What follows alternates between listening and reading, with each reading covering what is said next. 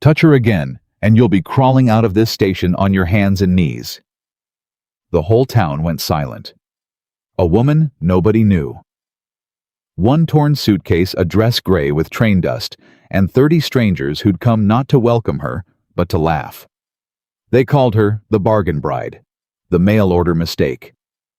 Then the meanest rancher in Wyoming stepped through the crowd, picked up her bag, and said 4 words that stopped every whisper cold. If you love stories where the whole town is proven wrong, subscribe and stay to the very end, and comment the city you're watching from, so I know how far this story has traveled. The train hissed and shuddered, and finally stopped, and Grace Holloway did not move. She sat with her gloved hands folded in her lap, her spine straight as a fence post, and she listened to the crowd outside. She could hear them before she could see them. Voices, dozens of them. And under the voices a sound she knew too well, the low, wet chuckle of people waiting to be entertained. "You getting off, miss?" the conductor asked. He'd been kind to her the whole ride from Cheyenne. "Or you thinking of riding back the way you came?" "I'm getting off," Grace said. "You sure? Because that out there?" He tipped his head toward the window. "That don't look like a welcome party to me. That looks like folks come to watch a hanging." "I've been watched before." "Not like this, I'd wager." "No," Grace admitted. "Probably not like this." She stood. Her knees ached from 2 days of hard wooden benches. She lifted her suitcase, the only thing she owned in the world that wasn't the dress on her back, and she felt how light it was, and she was ashamed of how light it was, and then she was ashamed of being ashamed. "Miss." The conductor caught her sleeve. "Whatever you came here for. If it goes bad, there's a 9:15 back east tomorrow morning. You remember that?" "Thank you," she said. "But I don't have money for a ticket back east. I don't have money for anything. I spent my last dollar getting here." The conductor's face fell. "Then Lord help you, girl." "He hasn't so far," Grace said. "But I keep asking." She stepped down onto the platform. The moment her boot touched the boards, the noise changed. It dropped, then swelled, then dropped again. The sound of a crowd rearranging itself to get a better look at the thing it had come to see. "That her?" "That's her. Has to be. Look at that suitcase." "One bag. She come all the way from wherever with one bag." "No respectable woman travels alone to marry a man she's never laid eyes on." "Respectable." Somebody spat. "That word don't apply to a woman bought through the mail like a seed catalog." Grace kept her chin level. She had learned that a long time ago, that the moment you looked at your feet, they owned you. So she looked straight ahead over their heads at the mountains blue and enormous in the distance, and she walked. A woman near the front, in a good bonnet and a better dress, leaned to another woman, and did not bother to lower her voice. She must be desperate. Look at her. 25 if she's a day, and no husband. What's wrong with her, you suppose, barren widow? Or worse. Worse, her friend said with relish. Always worse with these mail-order kind. Grace's grip tightened on the suitcase handle. She said nothing. She had crossed half a continent on the strength of a single letter, and she would not let a woman in a good bonnet turn her around now. But the crowd was not finished with her. A man peeled off from the edge of it, young, red-faced, unsteady on his feet at 11 o'clock in the morning. He wore the clothes of a ranch hand and the smell of whiskey like a second coat.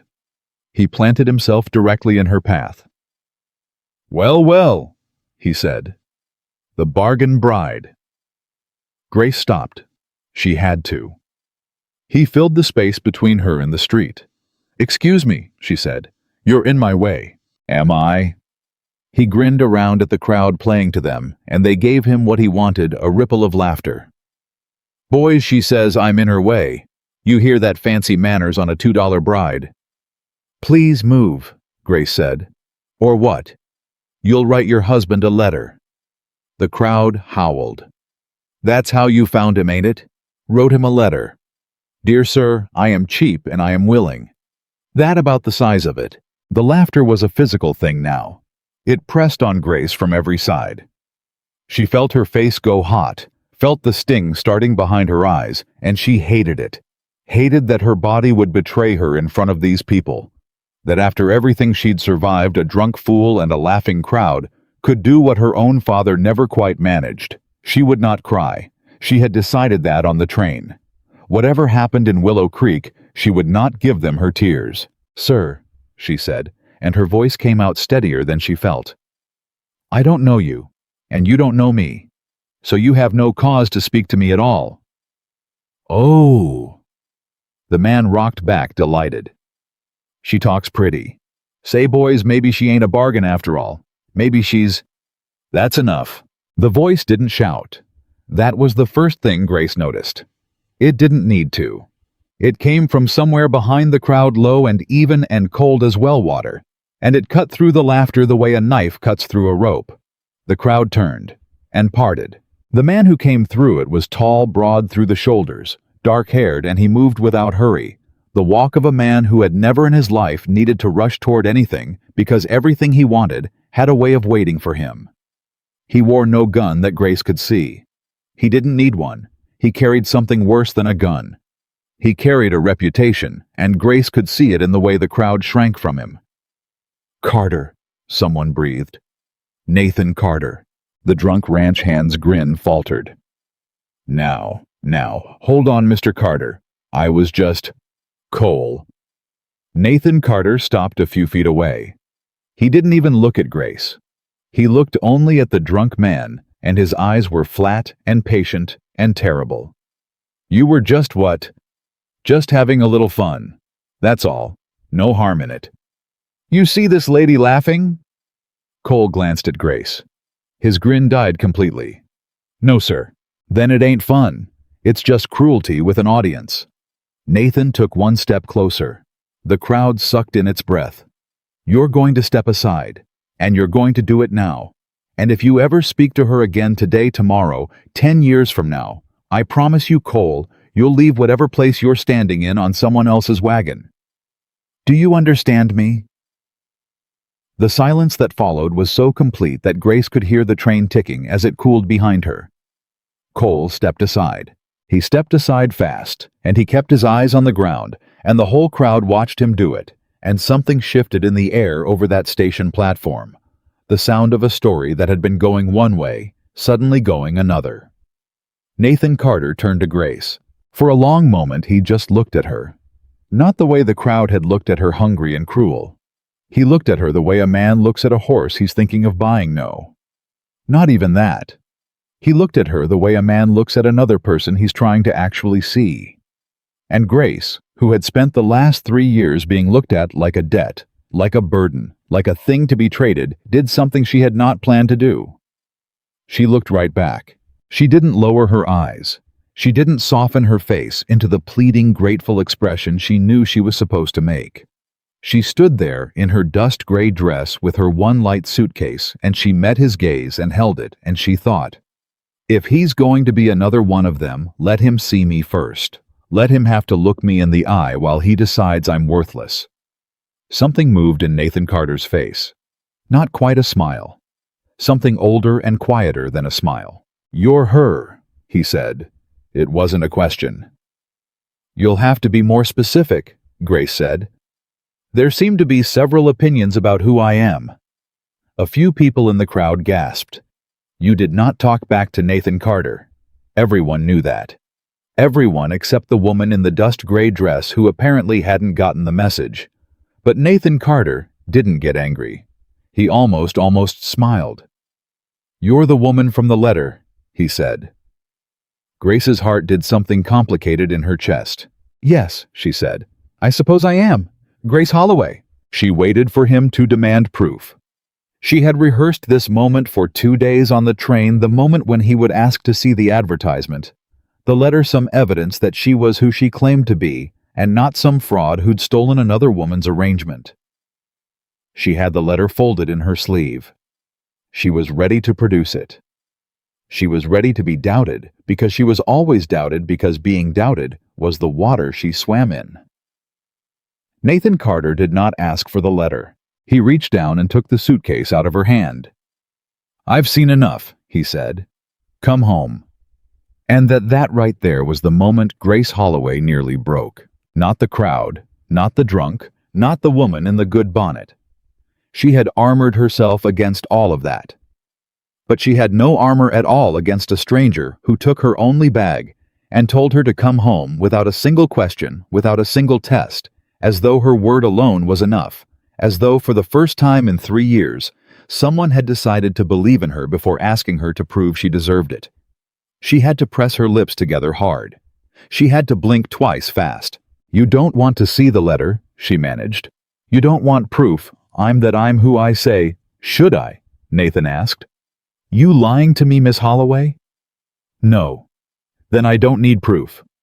He turned toward a wagon at the edge of the crowd. "I need my breakfast. Let's go."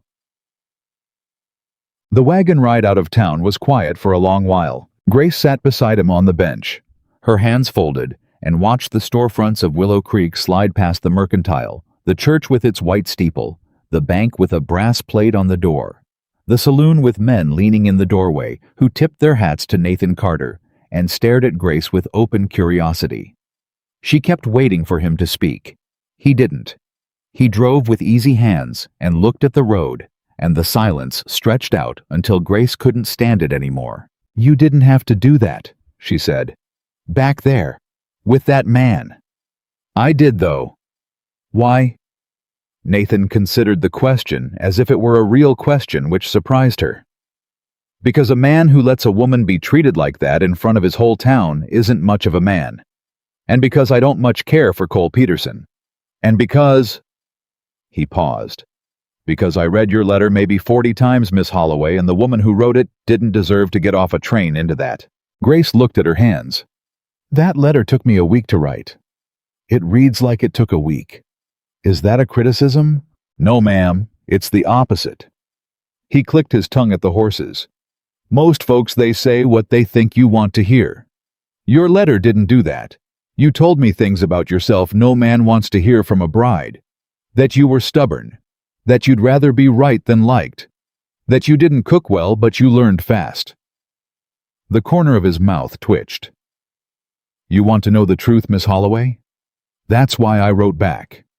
Any woman fool enough to tell a man all her worst qualities in a marriage letter is a woman too honest to be dangerous." Grace almost laughed. It surprised her, the laugh sitting there just under her ribs where she'd forgotten she kept such things.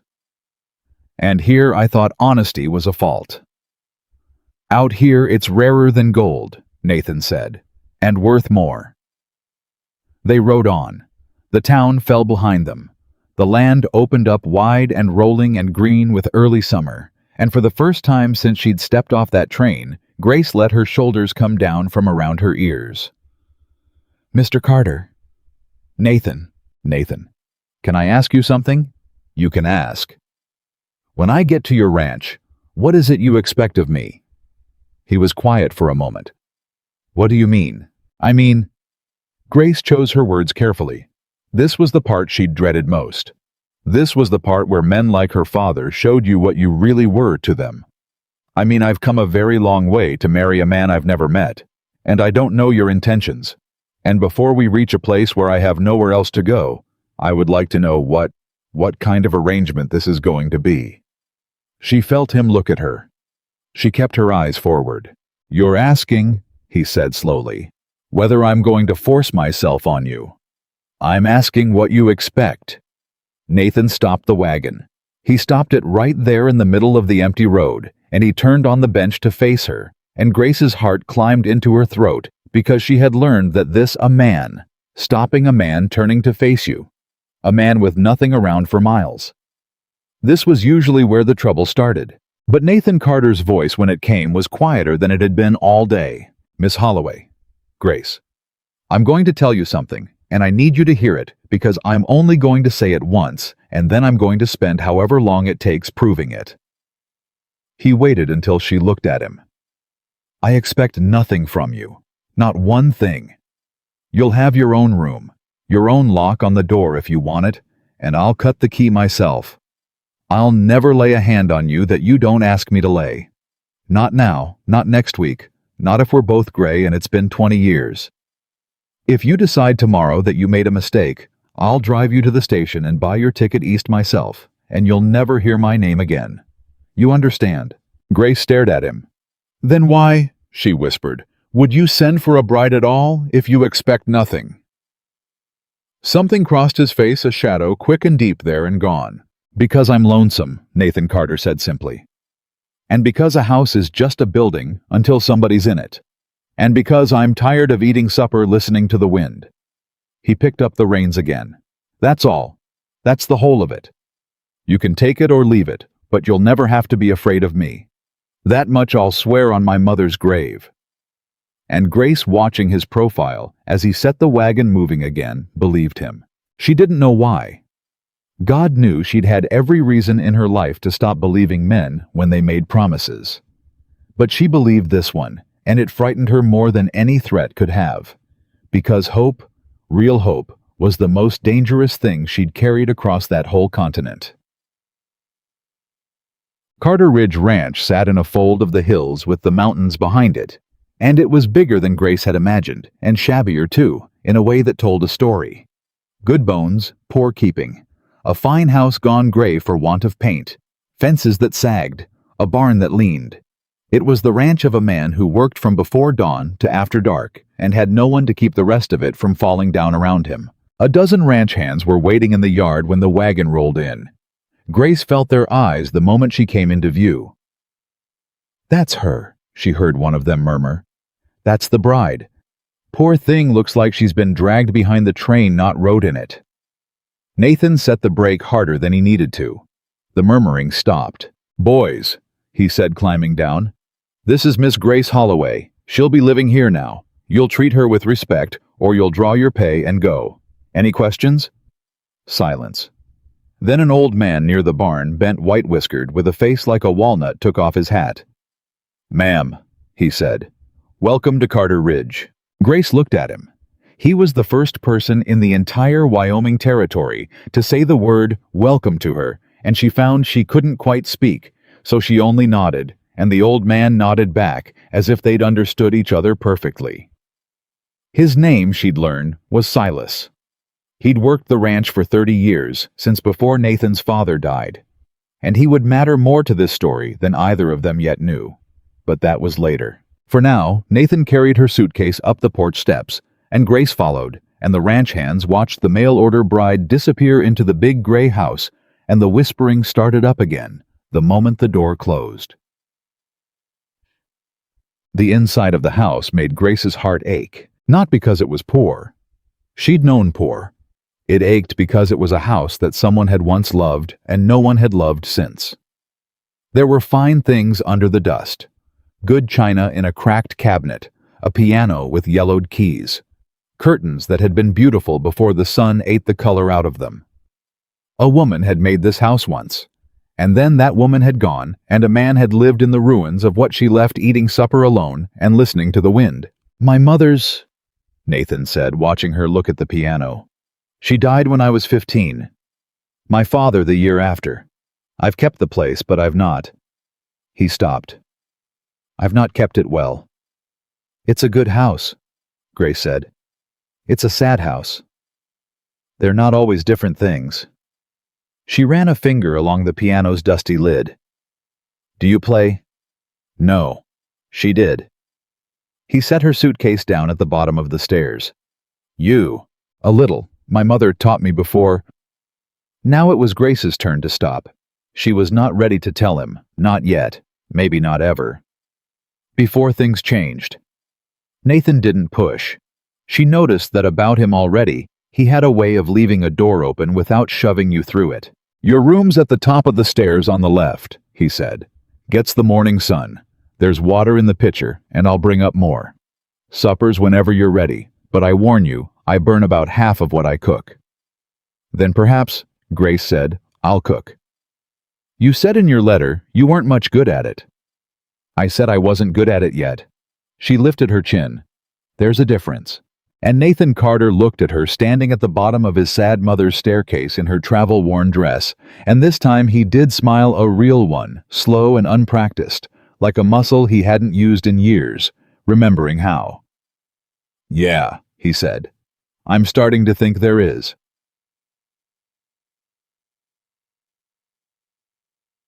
She should have been happy. That was what she told herself that first night, lying in the clean bed in the room with the morning sun window, listening to the enormous silence of the ranch. She had escaped Boston. She had escaped her father and the debt and the marriage that had felt like a cage closing. She had crossed a continent and landed against every odd in the care of a decent man who had promised her a lock on her own door and asked nothing at all. She should have been happy, but Grace Holloway had learned in the hardest possible school that when a thing seems too good, you had best look underneath it. And there was something underneath this. She could feel it the way you feel a change in the weather in an old wound. She found it on the fourth day. She'd been settling in, cleaning mostly opening windows that had been shut for years, coaxing the kitchen back to life. Nathan was out with the herd most of each day. She had the house to herself, and she'd taken to going through it slowly, room by room, learning it. And in a drawer in the study, under a stack of unpaid feed bills, she found the newspaper. The Cheyenne paper, 3 months old, folded open to the advertisements. And there, circled in ink, was the notice she had answered. Wanted a wife. Rancher, well-established sober habits, seeks respectable woman for marriage and partnership. Must be honest, hard-working, not afraid of a hard country. Photograph not required. Character is. Reply to N. Carter, Willow Creek, Wyoming Territory. Grace's hands went cold. She read it 3 times. There was nothing wrong with it. It was the same advertisement. The same words she'd read 100 times in Boston. The same words that had made her think this man wants a person, not a portrait. The same words that had made her spend her last coins on a stamp and a train ticket west. So why were her hands cold? She looked closer. The ink that circled the advertisement. The ink was a different color from the pen on Nathan's desk. Nathan's pen was black. This was blue. And down at the bottom of the notice, someone had written a small note in the margin, in that same blue ink, in a cramped, careful hand that was not Nathan's writing. She'd seen his writing in the letter, big and slanting and impatient. The note in the margin said, "She'll do. Send for her before he changes his mind. S." Grace stood very still in the study with the old newspaper in her hands, and a cold understanding began to move through her like water finding the low ground. S. Silas. Miss Holloway. She spun. The newspaper crackled in her hands.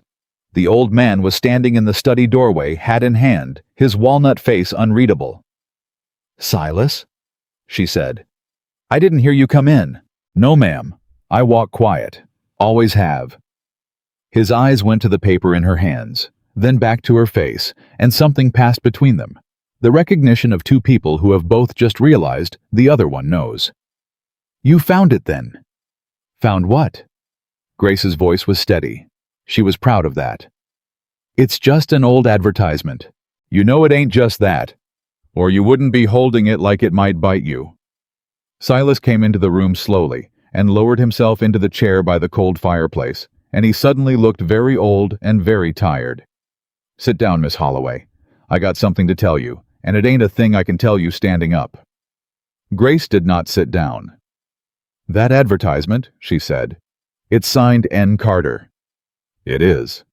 But Nathan didn't write it." Silas was quiet for a long moment. "No," he said. "He didn't." The floor seemed to tilt very slightly under Grace's feet. "Then who did?" "I did." The old man turned his hat over and over in his hands. "I wrote it. I placed it. I answered your letters, the first 2 anyway, before I could get him to take over. I signed his name to every word of it. Nathan Carter never sent for a bride in his life, Miss Holloway. That boy would sooner cut off his own arm than admit he was lonesome enough to need one." He looked up at her, and his old eyes were wet. "So I did it for him. I did it behind his back. And God forgive me, I didn't tell him until you were already on the train." Grace's mouth had gone dry. "He didn't know I was coming. He knew a week before you got here. That's all. I sat him down and I told him what I'd done, and I thought he'd throw me off the ranch for it, 30 years or no. I'd made up my mind to it. I'd take my dismissal like a man." Silas's voice cracked. "You want to know what he did instead?" Grace couldn't speak. She shook her head. "He read your letter. The one you'd sent that I'd been keeping.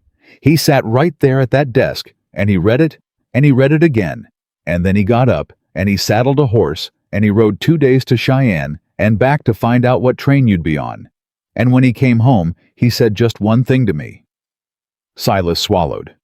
He said, "You had no right, Silas, but I'm glad you did it. So don't you ever do anything like it again." The old newspaper trembled in Grace's hands. She thought of the station, of Nathan Carter stepping through the laughing crowd, of him taking her suitcase without a single question, saying, "I've seen enough, come home," and she understood now with a lurch that took the breath out of her what that moment had actually cost him. He hadn't sent for her. He hadn't chosen her from an advertisement. A meddling old man had chosen her, had signed Nathan's name to a promise Nathan never made, and Nathan had stood on that platform and looked at a stranger who'd traveled 1,000 miles believing he wanted her, and rather than shame her in front of the whole town with the truth, rather than send her back east with nothing, he had picked up her bag and pretended. He had taken her home on a lie he hadn't even told, to spare her. "Miss Holloway." Silas rose alarmed. "Miss Holloway, you've gone white as a sheet. Sit down before you." "How much of it does the town know?" Grace's voice came out very small. "None of it. Far as anybody knows, N. Carter sent for a bride and the bride came. That's the story." "And Nathan, does he know that I don't know? Does he think I understand the arrangement that I answered a fiction?" Silas hesitated, and in that hesitation Grace had her answer. "He thinks," the old man said quietly, "that you answered his advertisement. He thinks you chose him. And he has been walking around this ranch for 4 days. Miss Holloway standing a little taller than I've seen him stand in 15 years, because for the first time since his mother passed, somebody looked at all his worst qualities, laid out on paper, and got on a train anyway." Silas put his hat back on. "I'd take it kindly if you'd let him keep believing that a while longer. But that's your call. You're the one that was lied to, not him." And then the old man walked out and left Grace Holloway standing alone in the sad, dusty study, holding a 3-month-old newspaper and the whole shape of a truth she had not asked for. Nathan came in at dusk, smelling of horse and dust and the outdoors, and stopped in the kitchen doorway. "Something smells like it might actually be edible," he said. "You didn't burn it." "I don't burn things," Grace said, not turning from the stove. Her voice was almost steady. "Almost. I told you, there's a difference between not being good yet and being bad." "So you did." He hung his hat by the door. "Everything all right?" "Why do you ask?" "Because you've got your shoulders up around your ears again. You had them down yesterday. Today, they're back up." He paused. "You do that when something's troubling you. I've noticed." Grace's hand went still on the wooden spoon. 4 days. He had known her 4 days, and he had noticed the way she carried her shoulders when she was afraid. Her own father in 25 years had never noticed anything about her that couldn't be spent or sold. She turned around. She looked at Nathan Carter standing in the doorway of his sad, half-loved house. This man who had never sent for a bride, who had been handed a stranger by a meddling old man, and had chosen freely at a train station in front of a whole town that would have delighted in his humiliation to be kind, to spare her, to pretend the choice had been his so that she would never have to feel like the mistake she wasn't. And Grace understood that she was standing at a fork in her life, and that both roads led somewhere she couldn't see. She could tell him the truth. "I know Nathan. I know you never sent for me. I know it was Silas. You don't owe me anything. Drive me to the station and you'll never hear my name again, just like you promised." Or she could keep the secret. She could carry it the way she'd carried everything else across that continent, quietly alone, and let this man keep standing a little taller, and let herself find out what it was to live in a house with someone who noticed her shoulders. "Grace." Nathan's voice had gone careful. "What is it? You can tell me, whatever it is." She opened her mouth. And in that exact moment, before a single word could come out, the sound of hooves came hard into the yard. A rider fast too fast, the kind of riding a man only does when he's bringing news that can't wait for morning. Fists hammered on the front door. "Carter!" a voice bellowed. "Nathan Carter, you in there? Open up. It's about your bride. There's a man in town asking after her. Come all the way from Boston. And mister, he is saying she is not who she claims to be." Grace's blood turned to ice. Nathan's head came up. His whole body went still coiled dangerous. He turned and looked at her, one long look searching her face, and Grace stood frozen at the stove, with the truth she'd almost told him dying in her throat, and a far worse truth galloping toward the door. "Grace," Nathan said quietly. "Who's come from Boston?" And Grace Holloway, who had crossed a continent to escape one name, felt that name settle over the house like a shadow and knew that the past she'd buried had just stepped off a train and put on its hat and come looking for her. Nathan didn't wait for her answer. He crossed the kitchen in 3 strides, and Grace heard the front door wrench open, heard the night air rush in, heard the rider. She recognized the voice. Now, it was the boy who swept up at the mercantile, half falling off his horse in his hurry to get the words out. "Mr. Carter, I run the whole way, I did. "Slow down, Tom. There's a man, sir. Come in on the afternoon coach. Fine clothes, fine hat, fine everything. Took the best room over the hotel and started buying drinks and asking questions, and the questions are all about her." The boy pointed past Nathan straight at Grace, where she stood frozen in the kitchen doorway.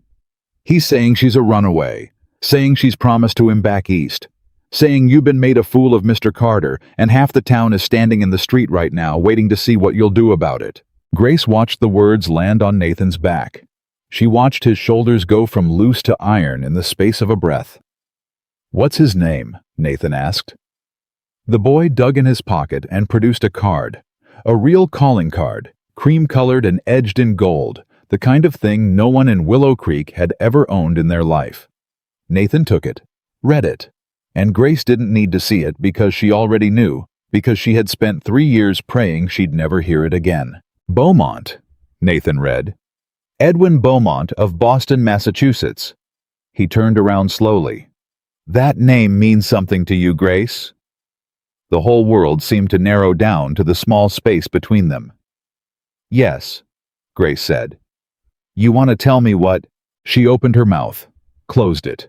Everything she'd almost confessed a minute ago, the advertisement Silas, the lie he never told, all of it crowded up behind this new larger truth, and she didn't know which one to reach for first, and the not knowing showed on her face. "Grace." Nathan's voice stayed level, but there was something underneath it now, a tightness. "A stranger just rode 2 miles in the dark to tell me my wife isn't who she says she is. I stood on that platform 4 days ago and told a whole town I'd seen enough. Now I'd like to hear it from you, before I hear it from a man in a gold-edged hat. Who is Edwin Beaumont?" "Tom," Grace said. Her voice didn't shake, and she would never afterward understand how it didn't. "Thank you for riding out. Would you go back to town and tell that man something for me?" The boy blinked. "Ma'am?" "Tell him Grace Holloway sends her regards, and tell him she said he wasted a very expensive coach fare." Tom looked from her to Nathan and back, decided this was above. His station mumbled something and fled into the dark. The hoofbeats faded. And then it was just the two of them, and the open door and the cooling supper, and Nathan closed the door and leaned back against it and waited. "Sit down," Grace said. "Please. If I'm going to say this, I'd rather you weren't standing over me like a judge." Something flickered across his face. He hadn't realized how he was standing, and he crossed to the table and sat. Grace sat across from him. She folded her hands. She had planned to keep Silas's secret. She had not planned to give up this one, but the choice had been taken out of her hands, and there was a strange relief in that, the relief of a wound finally being opened to the air. "My father was a good man once," she said. "That's the part people never believe, so I'll say it first. He was a good man once. He owned a small printing business in Boston. My mother kept the books. I grew up with ink under my fingernails, and my mother's piano in the parlor, and we weren't rich, but we were happy, and I thought that was how life went. Then my mother got sick." Nathan said nothing. He'd gone very still the way he did. "It took her 2 years to die. 2 years of doctors, and every doctor cost money we didn't have, and my father, he loved her." "Nathan?" I want you to understand, he loved her. He started to borrow. First from the bank, then from men who weren't banks. And when she died anyway, when all that money bought us nothing but 2 more years of watching her fade, something in him died too. He stopped being the man who taught me to set type. He started drinking. And he started gambling because a drowning man will grab anything, and he grabbed the one thing that always promises to save you and never does. How much did he owe? Nathan asked quietly. I don't know the number. I know it was more than the business was worth, more than the house, more than anything he had left. Grace looked down at her folded hands. Except me. The word sat in the middle of the table like a stone. Edwin Beaumont. Grace went on. And now her voice did change, went flat and careful. The voice of someone walking across ice is a banker, young for it, ambitious.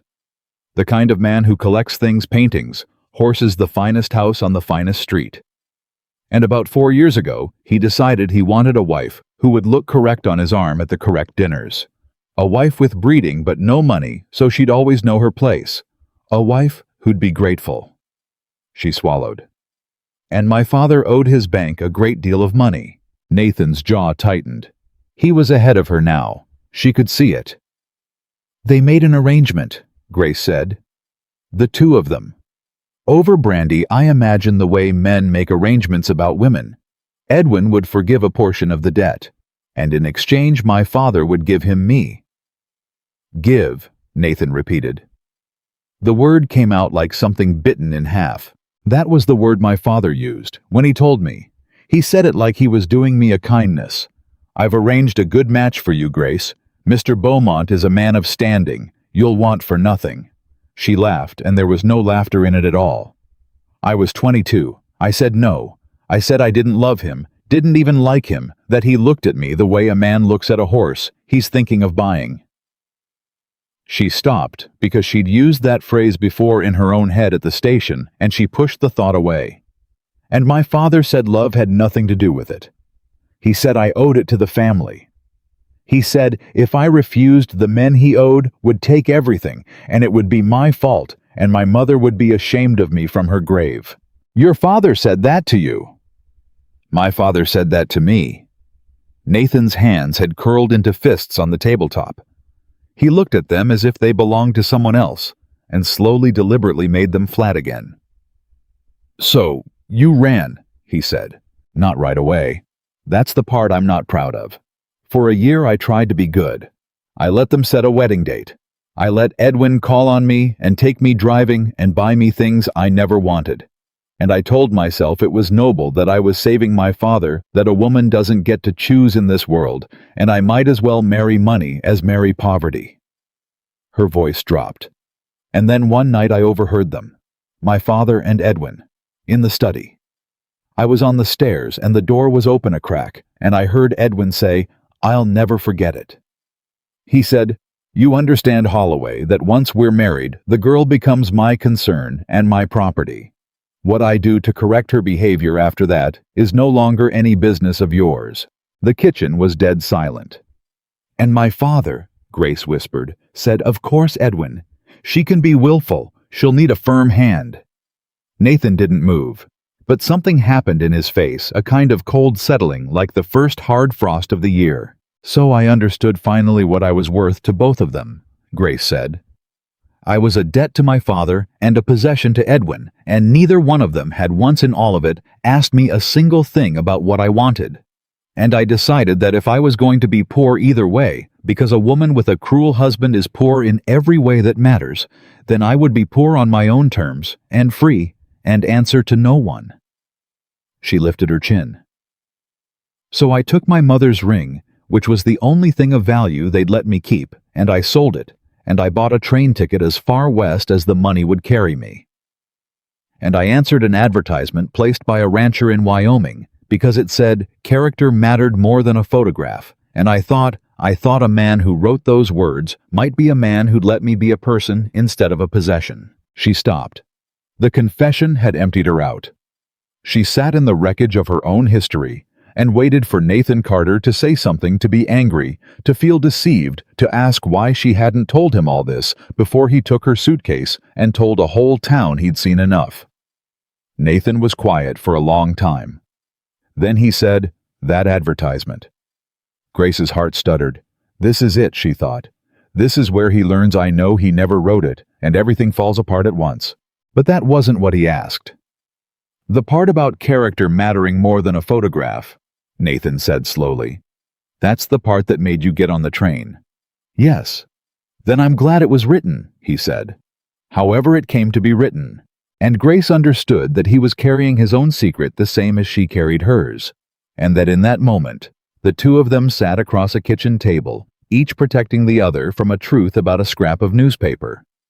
And neither one of them knew. The other one knew, and it was almost funny, except that it wasn't because a wolf had just stepped off a coach in Willow Creek. "Nathan," she said, "there's something I have to tell you about the arrangement, about Edwin. Something you need to understand before you decide what to do." "Then tell me." "Legally," Grace said, and she made herself say it because he deserved to know the size of the thing standing between them. "I may still be promised to him." Nathan went still. "The date was set," Grace said. "The banns were read. In the eyes of Boston society, and possibly in the eyes of the law, Edwin Beaumont has a claim to me. My father signed papers. I don't know what was in them. I never read them. I wasn't allowed. But Edwin is not a man who chases a woman across a continent for pride. He came all this way because he thinks he can win. Because he thinks he has a piece of paper that says I belong to him." Her voice cracked just slightly and she hated it. "And I don't know if he's right." The silence that followed was the longest of Grace's life. She waited for it. The moment she'd been waiting for since she was 22. The moment the man realizes the woman is more trouble than she's worth, that a debt and a lawsuit and a rich enemy from Boston come attached to her like a chain and cuts her loose. Her father had cut her loose. Every path she'd ever walked had ended with someone deciding she cost too much. Nathan Carter stood up. He walked to the window and looked out at the dark yard, and he stood there so long that Grace's chest ached from holding her breath. Then he turned around. "When I was 19, Nathan said, "I bought 40 head of cattle from a man named Dutch Rollins, paid him in cash most of what I had. And a week later, Dutch comes riding up with the sheriff and 3 men and says those cattle are his, that I stole them, that he's got a bill of sale proves it. And he did have a paper, had my name forged on it and everything. Looked real as anything." Nathan's voice was even. "You know what I learned that week, Grace? I learned that a paper is only worth the truth behind it. Dutch had a paper, but he didn't have the truth. And when it all came out in front of the judge, it wasn't the paper that won. It was the truth. It's always the truth in the end, if a man's willing to stand up and fight for it long enough. Edwin Beaumont is not a cattle thief in a mining town," Grace said. "He's a banker with money and lawyers and I don't care if he's the King of England." Nathan crossed back to the table, put both hands flat on it, and looked her dead in the eye. "I made you a promise on this road 4 days ago. I said you'd never have to be afraid of me. Now I'm making you a second one, and I want you to hear it same as the first." He leaned in. "You are not a debt. You are not a possession. And no man is taking you out of this house against your will while I'm alive to stand in the door. Not for a paper, not for a claim, not for all the money in Boston. You understand me?" Grace stared at him. Her eyes had gone hot and blurred, and she was furious at herself for it. "You don't even know me," she whispered. "It's been 4 days. You don't owe me this." "I've known you 4 days," Nathan agreed. "And in 4 days, you've fixed a kitchen that hadn't seen a proper meal in a decade, learned every ranch hand's name, and told me the worst truth about your own life sitting at my table instead of hiding it. A man doesn't need years to know a person, Grace. He needs eyes." He straightened. "Now, are you going to eat this supper you made, or are we going to let it go cold, worrying about a man in a fancy hat? And that the sheer absurd steadiness of it, are you going to eat this supper, undid her completely." Grace put her face in her hands, and she did not cry exactly. But she came as close as she'd come in 3 years, and Nathan Carter had the grace to look away and pour the coffee and pretend again not to notice. They ate. She barely tasted it. But she ate because he'd asked her to, and because it was the first meal in her life she'd cooked for someone who wanted her at the table for her own sake. She did not sleep that night. She lay in the room with the morning sun window, and she listened to the wind. Nathan had said he was so tired of, and she thought about Edwin Beaumont in the best room over the hotel, buying drinks and spreading rumors, planting his flag in her new life, the way he planted it in everything. And somewhere in the small hours, she made a decision, and the decision surprised her because it wasn't to run. For the first time in her life, Grace Holloway decided to stand. Edwin came the next morning. He came in a rented carriage with a matched pair of grays and a driver, and enough polish to blind a man up the rutted road to Carter Ridge as though he were arriving at a fine estate and not a working ranch. Grace saw him from the kitchen window, and her whole body went cold and still. "He's here," she said. Nathan set down his coffee. He'd known this was coming. He'd sent Silas and two of the hands to work the near pasture where they could see the road, and he'd told Grace over breakfast in that flat, calm way of his exactly what would happen and exactly what she should do, which was nothing. "Let him talk," Nathan had said. "Men like that always talk too much. Give a man like that enough rope, and he'll hang himself with it while he's still admiring how fine the rope is." Now Nathan stood, settled his hat on his head, and looked at her. "You don't have to come out," he said. "You can stay in the house. There's no shame in it." "There would be," Grace said, "for me." And she took off her apron and she smoothed her dress and she walked out onto the porch to meet the man who thought he owned her. Edwin Beaumont climbed down from the carriage the way a cat steps down from a fence, precise, unhurried, certain of its own grace.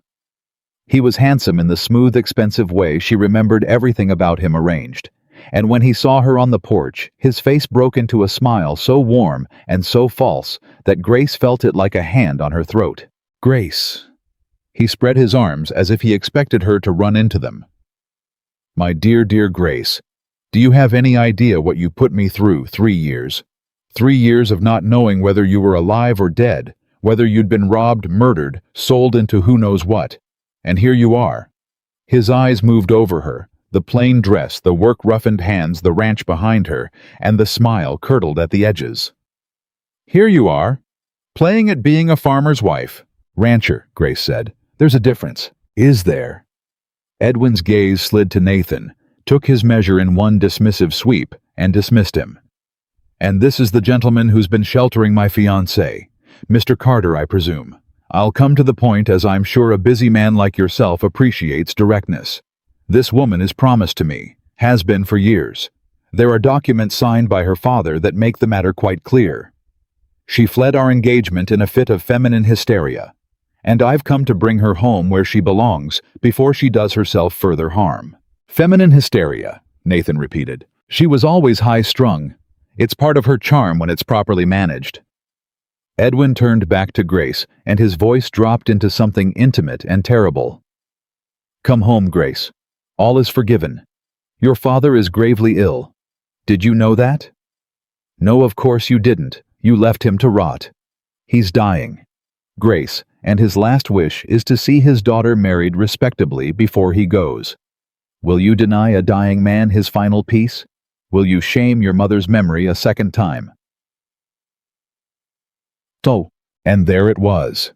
The oldest weapon in his armory, the one that had worked on her once before, guilt wearing the face of love. Grace felt the old response rise in her automatic, as a flinch. "It's my fault, I owe them, my mother would be ashamed." 3 years of freedom, and Edwin Beaumont could still find the exact soft place under her ribs and press.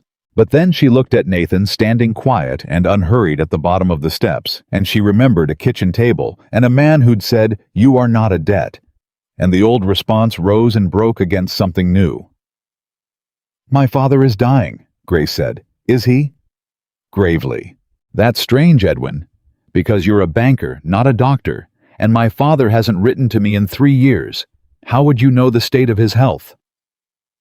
She saw the flicker in his eyes, small and fast, and she pressed it exactly the way Nathan had pressed the drunk at the station.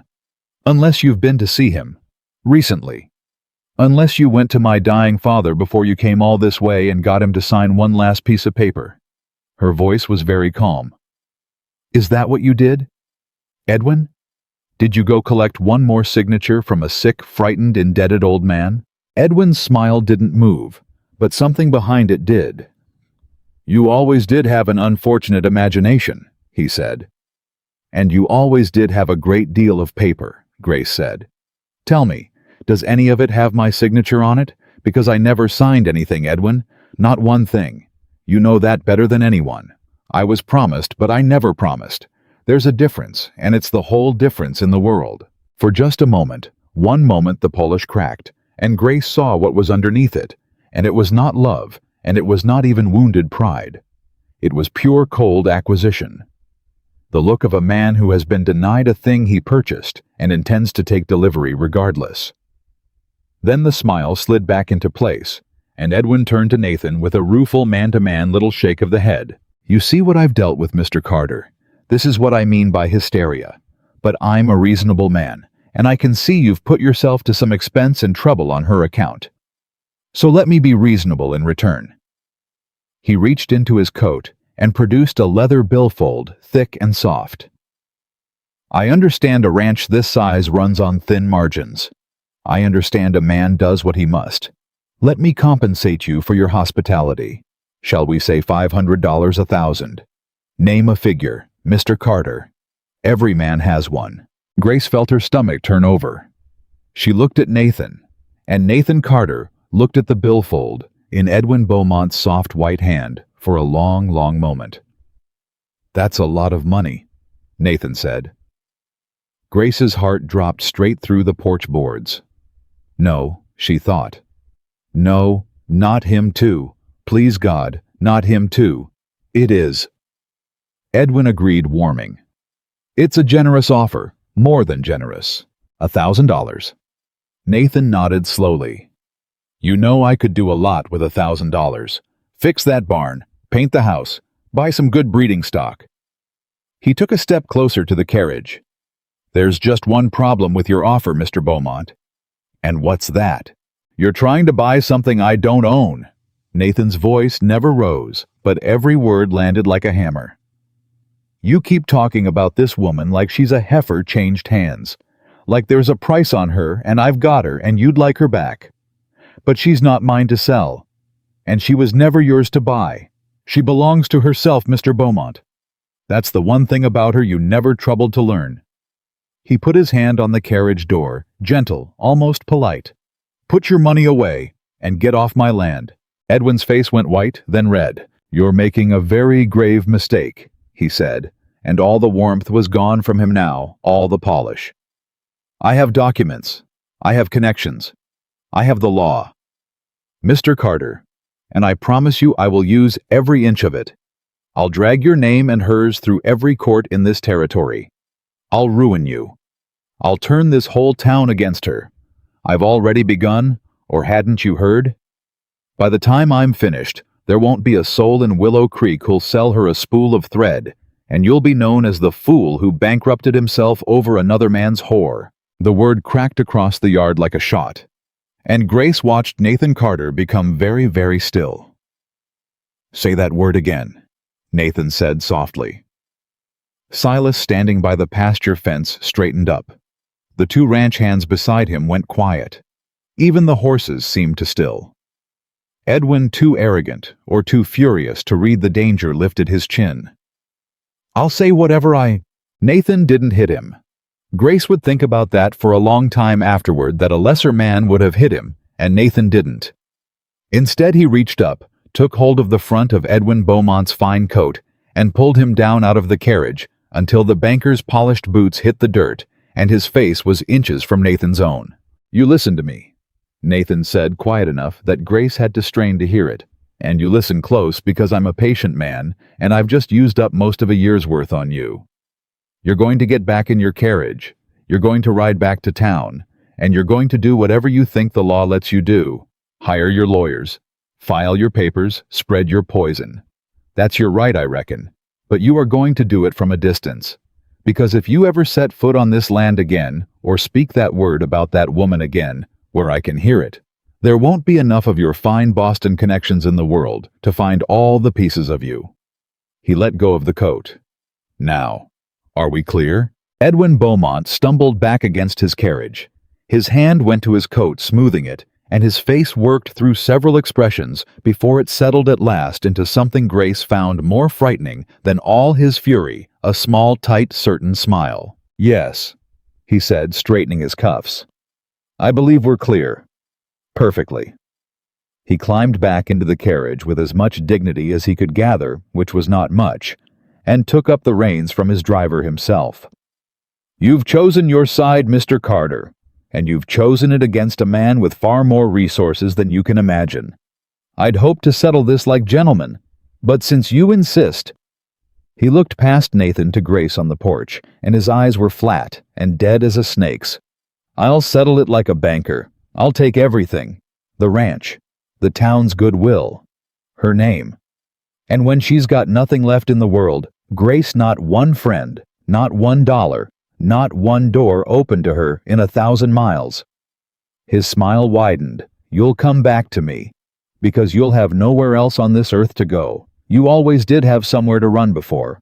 I'm going to take all of them away, one by one." He snapped the reins. The grays lurched, and the carriage wheeled around and went rattling back down the rutted road toward Willow Creek, and Grace stood on the porch with her hands pressed flat against her skirts to keep them from shaking. Nobody spoke for a moment.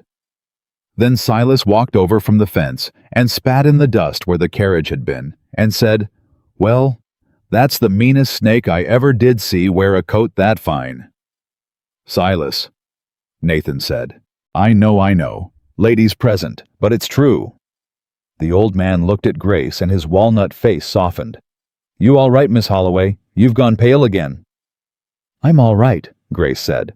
She wasn't, but she'd learned to say it anyway. Nathan came up the porch steps and stood beside her, watching the dust of the carriage settle back onto the road, and for a while the two of them just stood there, and Grace was aware of him next to her, solid and warm and impossibly steady, a man who'd just turned down $1,000 and threatened a rich stranger to defend a woman he'd known 4 days.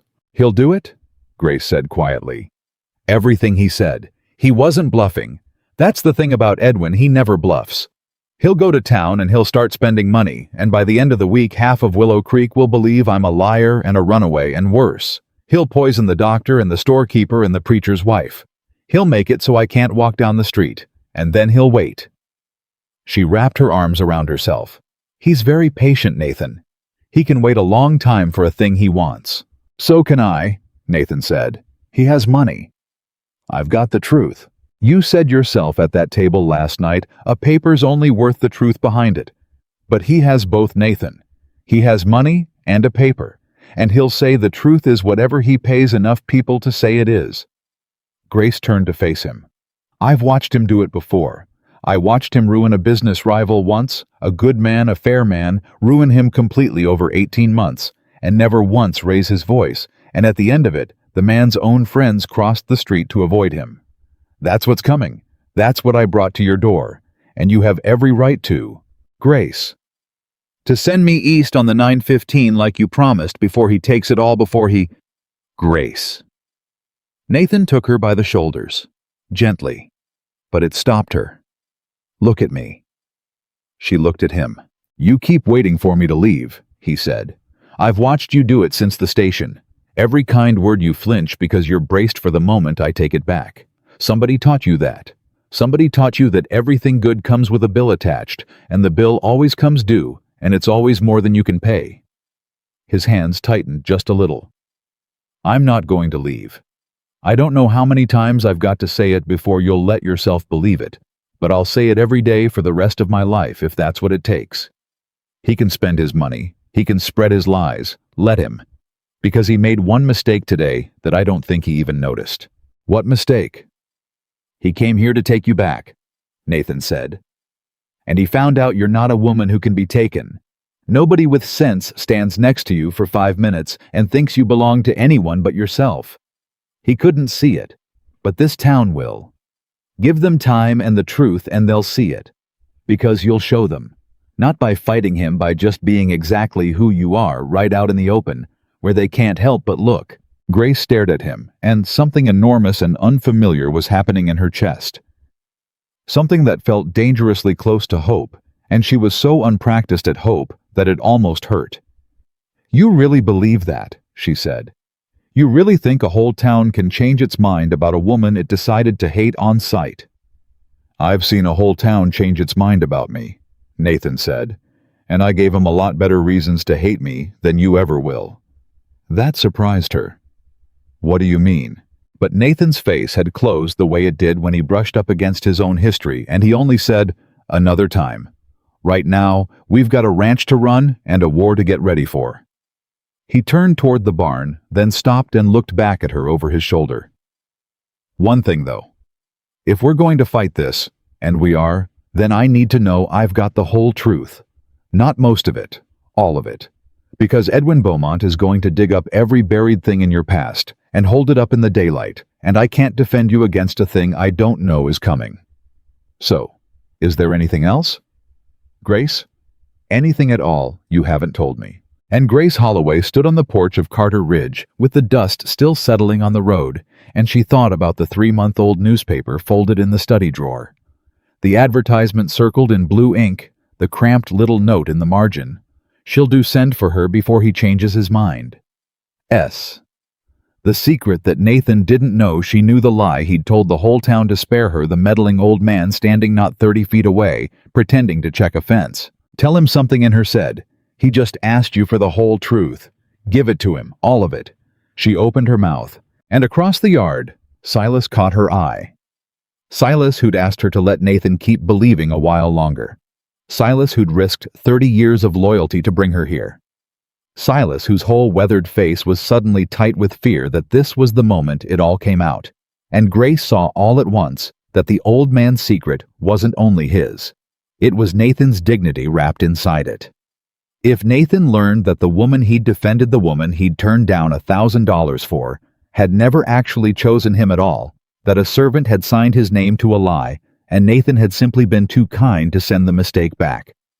What would it do to a proud man in the middle of a war? He was fighting for her sake. No, Grace heard herself say. There's nothing else. You know all of it now. Nathan nodded satisfied and walked on toward the barn, and Grace stood alone on the porch, having just done the very thing Edwin Beaumont accused her of, the thing she'd sworn on the train she would never do again. She had told a lie to a man she was coming to care about, to protect him exactly the way she'd once let herself be traded to protect her father. She'd promised herself she was done buying other people's peace with pieces of her own honesty, and she'd broken that promise before the dust of Edwin's carriage had even finished settling on the road. The lie sat in Grace's chest like a swallowed stone, and it was still there a week later when the war Nathan had promised finally began in earnest. It didn't come the way she expected. Edwin didn't send lawyers to the door, didn't post notices, didn't do anything a person could point at and fight. He did something quieter and far worse. He simply started spending money in Willow Creek and being charming and letting the town come to its own conclusions, which were, of course, exactly the conclusions he planted in it. Grace found out the shape of it on a Thursday when she rode into town for the first time since Edwin's carriage had come and gone. She'd needed thread and flour and a new blade for the churn ordinary things, and she'd told Nathan she could manage the trip alone because she refused to be a woman who couldn't buy her own flour. He hadn't liked it. But he'd learned already not to fence her in, and so he'd only said, "Silas rides with you, and that's not a request." And Grace had accepted the compromise because there was iron in Nathan's voice that day, and she'd chosen her battles. The town was waiting for her. She felt it the moment the wagon rolled down the main street, the same feeling as the train platform. That terrible attention, but colder now, more organized. Conversations stopped. Doors closed. A woman she'd never met pulled a child indoors, as though Grace carried a disease. And when she walked into the mercantile, the storekeeper, a round man named Pruitt, who'd tipped his hat to her only a week before, looked at her over his spectacles and did not smile. "Morning, Mr. Pruitt," Grace said. I'll need thread flour and a churn blade if you have one." "We're out of flour," Prewitt said. Grace looked past him at the shelf behind the counter where 3 full sacks of flour sat plainly stacked. "Those look like flour," she said. "Those are spoken for." "All 3?" "All 3. Prewitt's eyes wouldn't meet hers. "You might try again next month." And Grace understood. Not a refusal you could name. Not a sign in the window. Just 100 small doors closing one at a time, exactly as Edwin had promised. She thought of standing her ground, of arguing, of demanding, and then she thought of Nathan's advice. Let him talk, men like that hang themselves, and she understood that this fight couldn't be won at a counter over a sack of flour. "I see," she said. "Thank you, Mr. Prewitt. I'll come back next month." She was nearly to the door when Prewitt said low and quick, as if the words were being pulled out of him against his will, "Miss Holloway." She turned.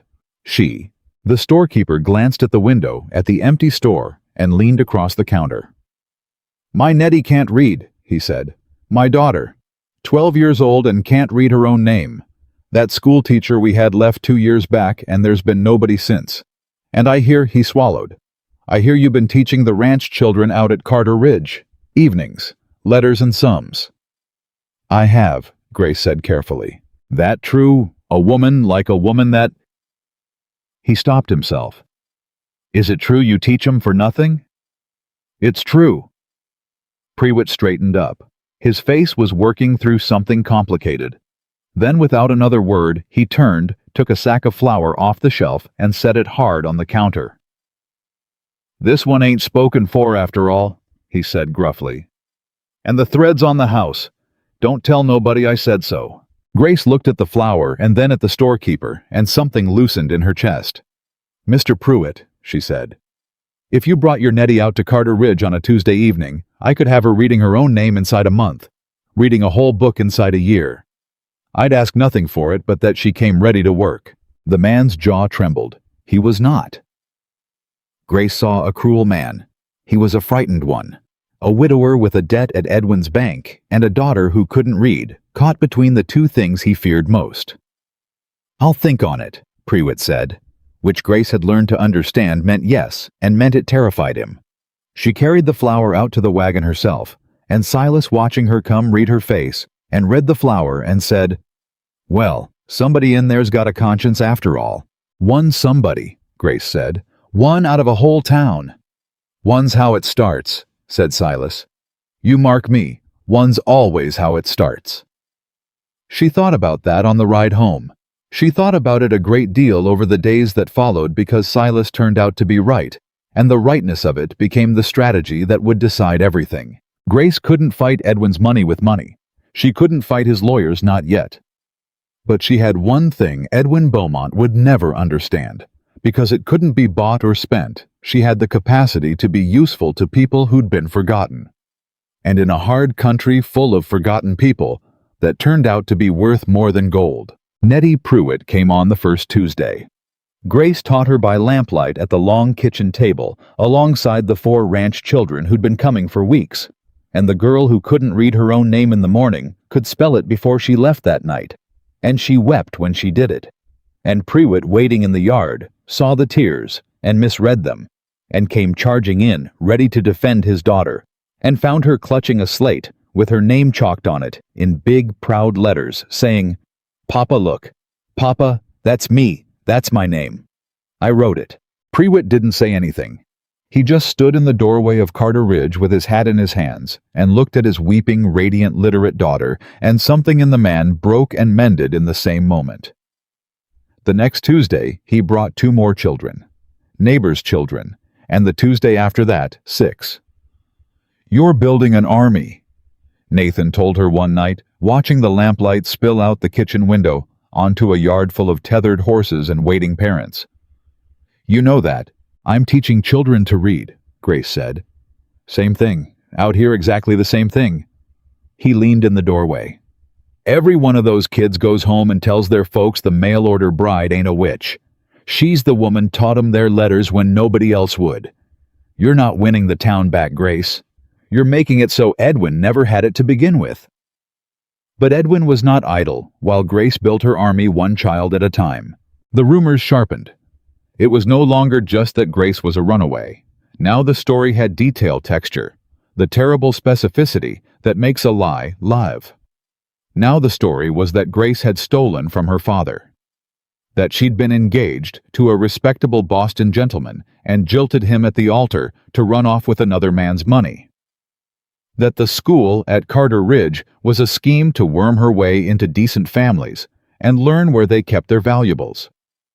Each rumor was worse than the last, and each one arrived polished and complete, the way a thing arrives when a rich man has paid someone to carry it. And then 3 weeks after his carriage had rattled up the road, Edwin played his real card. He had Nathan arrested. Not Grace. Nathan. The charge was harboring, interference with a lawful engagement contract. It was the territorial marshal admitted uncomfortably as he stood in the Carter Ridge yard, with a warrant in his hand, a peculiar charge, one he'd never served before, and one he plainly didn't believe in. But the paper was in order, signed by a territorial judge, 2 counties east, a judge Grace would learn later who owed a great deal of money to a certain Boston bank, and the marshal's discomfort didn't change the fact that the law was the law, and Nathan Carter had to come to town and answer it. "Nathan," Grace said. Her voice had gone thin. "Nathan, this is because of me. This whole thing is Grace." He was already reaching for his hat, calm, as if he'd been asked to town for supper. "Look at me. This is exactly what he wants. He wants you scared and me rattled and both of us making mistakes. So we won't. I'll go to town. I'll answer his ridiculous charge and I'll be home for supper. You'll see. And if you're not, if that judge is bought and he keeps you, then you'll do exactly what we talked about. You'll go to the telegraph office and you'll send for the man whose name I wrote down." Nathan took her by the shoulders, the way he did when he needed her to hear him. "You remember the name?" "Cornelius Webb," Grace whispered. "Attorney. Cheyenne. Cornelius Webb. Best lawyer in the territory, and he owes me a favor from a long time back, and he doesn't scare, and he doesn't take bribes because he's already got more money than God, and he hates men like Beaumont on pure principle." Nathan almost smiled. "You send for Webb, and you tell him Nathan Carter's calling in his marker, and you tell him to bring everything he's got. Can you do that? I can do that. I know you can." He held her gaze one moment longer. Then he did something he had never done before. He raised one hand slowly, giving her every chance to pull away, and he tucked a loose strand of hair back from her face, the barest touch, gentle as anything. And he said quietly, so the marshal couldn't hear, "We're going to win this, Grace. I need you to believe that. Not because I'm sure. Because if one of us doesn't believe it, we've already lost." And then he climbed onto his horse and rode to town between the marshal and a deputy like a criminal, and Grace stood in the yard and watched him go. And for the first time, she understood all the way down to the floor of her that she was in love with him. It hit her like the ground coming up. Not a soft feeling, a terrifying one. Because you cannot lose what you have, not let yourself love, and she had spent 3 years refusing to love anything precisely so that it could never be taken. And now here it was taken already.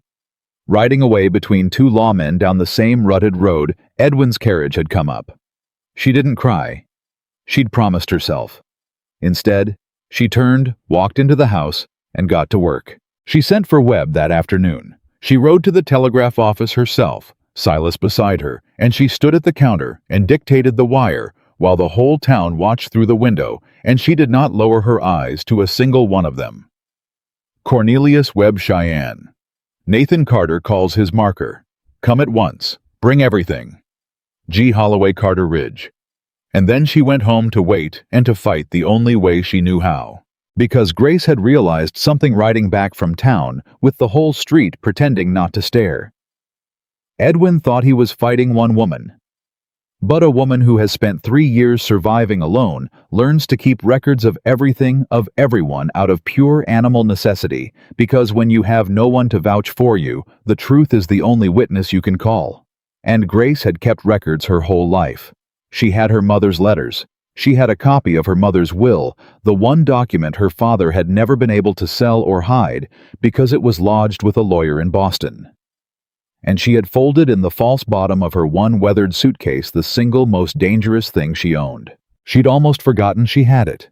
She'd carried it out of Boston not as a weapon, but as a wound proof of the worst night of her life, kept the way people keep the thing that broke them, because throwing it away felt like agreeing it had never happened. It was a letter, in Edwin Beaumont's own hand. Written to her father, dated 4 years back, and Grace had stolen it off her father's desk the night she ran, because even in her terror, some cold, clear part of her had known she might someday need to prove what these men were. She took it out that night and read it by lamplight, and her hands shook because she had not looked at it in 3 years, and it was even worse than she remembered. Holloway, it read. Our terms are agreed. Against your outstanding note of $11,000, I will forgive $4,000 upon my marriage to your daughter. The remainder to be forgiven at my discretion contingent upon her conduct. Understand me plainly. The girl is the collateral, not the interest. Should she prove disobedient, or should you fail to deliver her to the church, willing or otherwise, the full note comes due, and I will have you in debtor's prison inside the month. She is a purchase, Holloway, and I mean to take delivery. Sentiment does not enter into it. E.B. Grace sat with the letter a long time. The girl is the collateral. She is a purchase. I mean to take delivery. It was the whole truth of Edwin Beaumont set down in his own precise banker's hand, signed with his own initials. It was the thing that would destroy him in front of any honest court in the country. A man who chased a woman across a continent to enforce an engagement was a spurned suitor, tragic, maybe even sympathetic. But a man who put in writing that a woman was collateral against a debt, who wrote willing or otherwise about delivering a daughter to a church, that man was a monster, and no amount of money could paint a monster into a gentleman once the words were read aloud. She had it. She'd had it all along, the weapon that could end this. And she understood holding it exactly why Edwin had come himself instead of sending lawyers. He hadn't come to win a lawsuit. He'd come to find out whether she still had this letter and to get it back or get to her before she ever thought to use it. Grace was still sitting with the letter when the sound of a single horse came into the yard late, well past dark. Her heart leapt. Nathan. They let him go. He's home. And she ran to the door and threw it open, and it was not Nathan. It was Cole Peterson, the drunk ranch hand from the station, the one Nathan had faced down that first day. He was sober now, stone sober, and he'd been let go from whatever ranch he worked. She could see it in the state of him. And he stood at the bottom of the porch steps, turning his hat in his hands, and there was something in his face that made Grace's blood run cold before he said a single word. Miss Holloway, Cole said, I got to talk to you, and you ain't gonna want to hear it, and I don't blame you if you slam that door in my face after the way I done you at the station.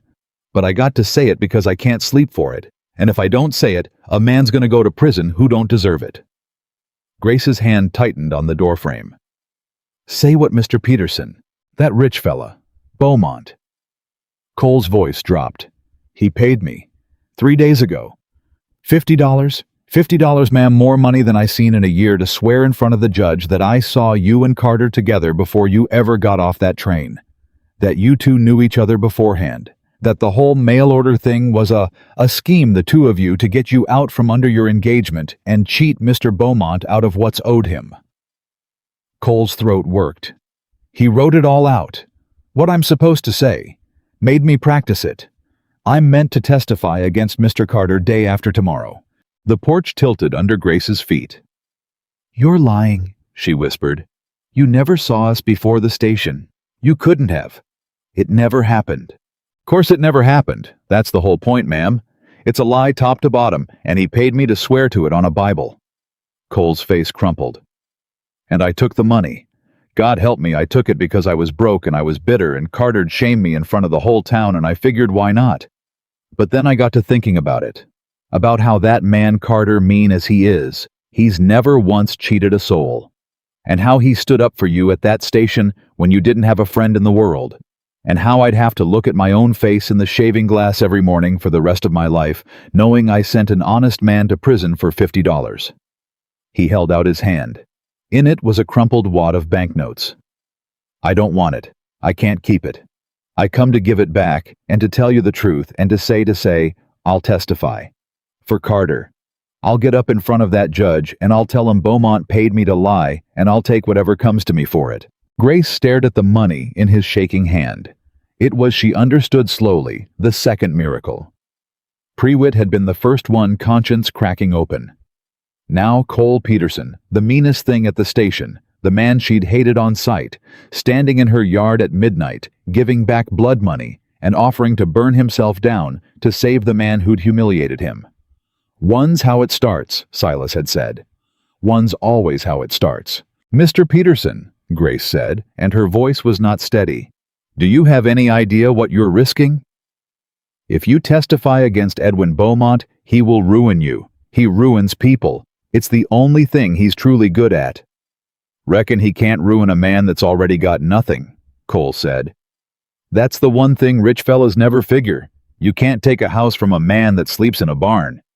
He pushed the money at her again. "Take it, please. I can't stand to hold it another minute." And Grace, who had learned 3 years ago that the world was full of men who took and men who traded, and precious few who ever gave, took the crumpled banknotes from Cole Peterson's hand, and then did something that surprised them both. She reached out and gripped that hand hard, the way you grip a person you have decided to trust. "You're not going to sleep in a barn," she said. "Not after this. There's an empty bunk at Carter Ridge and a job if you want it, and I'll tell you right now that the man you're saving is going to be the best boss you ever had, because he's exactly the man you already figured he was. Now come inside. You're going to write down everything Beaumont said to you. Everything, the money, the words he made you practice, all of it. And you're going to sign it, and Silas is going to witness it. And when Cornelius Webb gets off that train from Cheyenne, we are going to hand him a weapon that rich man never dreamed we had." Cole Peterson looked at her the way a drowning man looks at a rope. "Yes, ma'am," he said. They worked past midnight. Cole wrote it out in a labored, blunt hand, and Silas witnessed it, and Grace read it 3 times to be sure every word was clear. And then she added it to the small stack of documents that was becoming, page by page, the case that would decide her whole future, the will, the letters, and now, most precious of all, a paid witness's confession that the payment had ever been offered. But she did not add the letter. Edwin's letter. The girl is the collateral. She held that one back, and she didn't fully understand why, except that some instinct honed by 3 years of survival told her that a weapon that terrible should be kept hidden until the exact moment it could not be answered. That if she showed her whole hand too early, Edwin, who was cleverer than any of them, would find a way to explain it away, to muddy it, to buy a handwriting expert who'd swear it was forged. No, that letter was the last card, and you did not play your last card until the table was set. Nathan came home the next morning. Webb had not even arrived yet, but the marshal, who'd never had his heart in it, had found enough irregularity in the warrant to grant bail. And Nathan rode up the road, tired and unshaven and furious in his quiet way. And Grace ran down the porch steps before the horse had fully stopped, and she stopped herself just short of throwing her arms around him, because they had never touched like that, because there was still a lock on her door. He'd cut himself, and a promise between them of nothing expected. Nathan looked down at her from the saddle. He saw how she'd run. He saw where she'd stopped. He got down off the horse. And Grace, who had promised herself on the train that she would never again need anyone who had built 3 years of survival on the principle that needing was the same as being owned.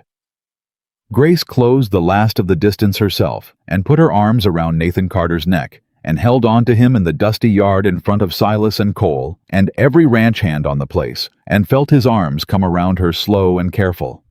And then, not careful at all, felt him gather her in like a man who'd been cold a long time finding a fire. "I told you," he said into her hair. "Home for supper. Just took an extra night." "Don't," Grace said, her voice breaking. "Don't you dare make a joke, Nathan Carter.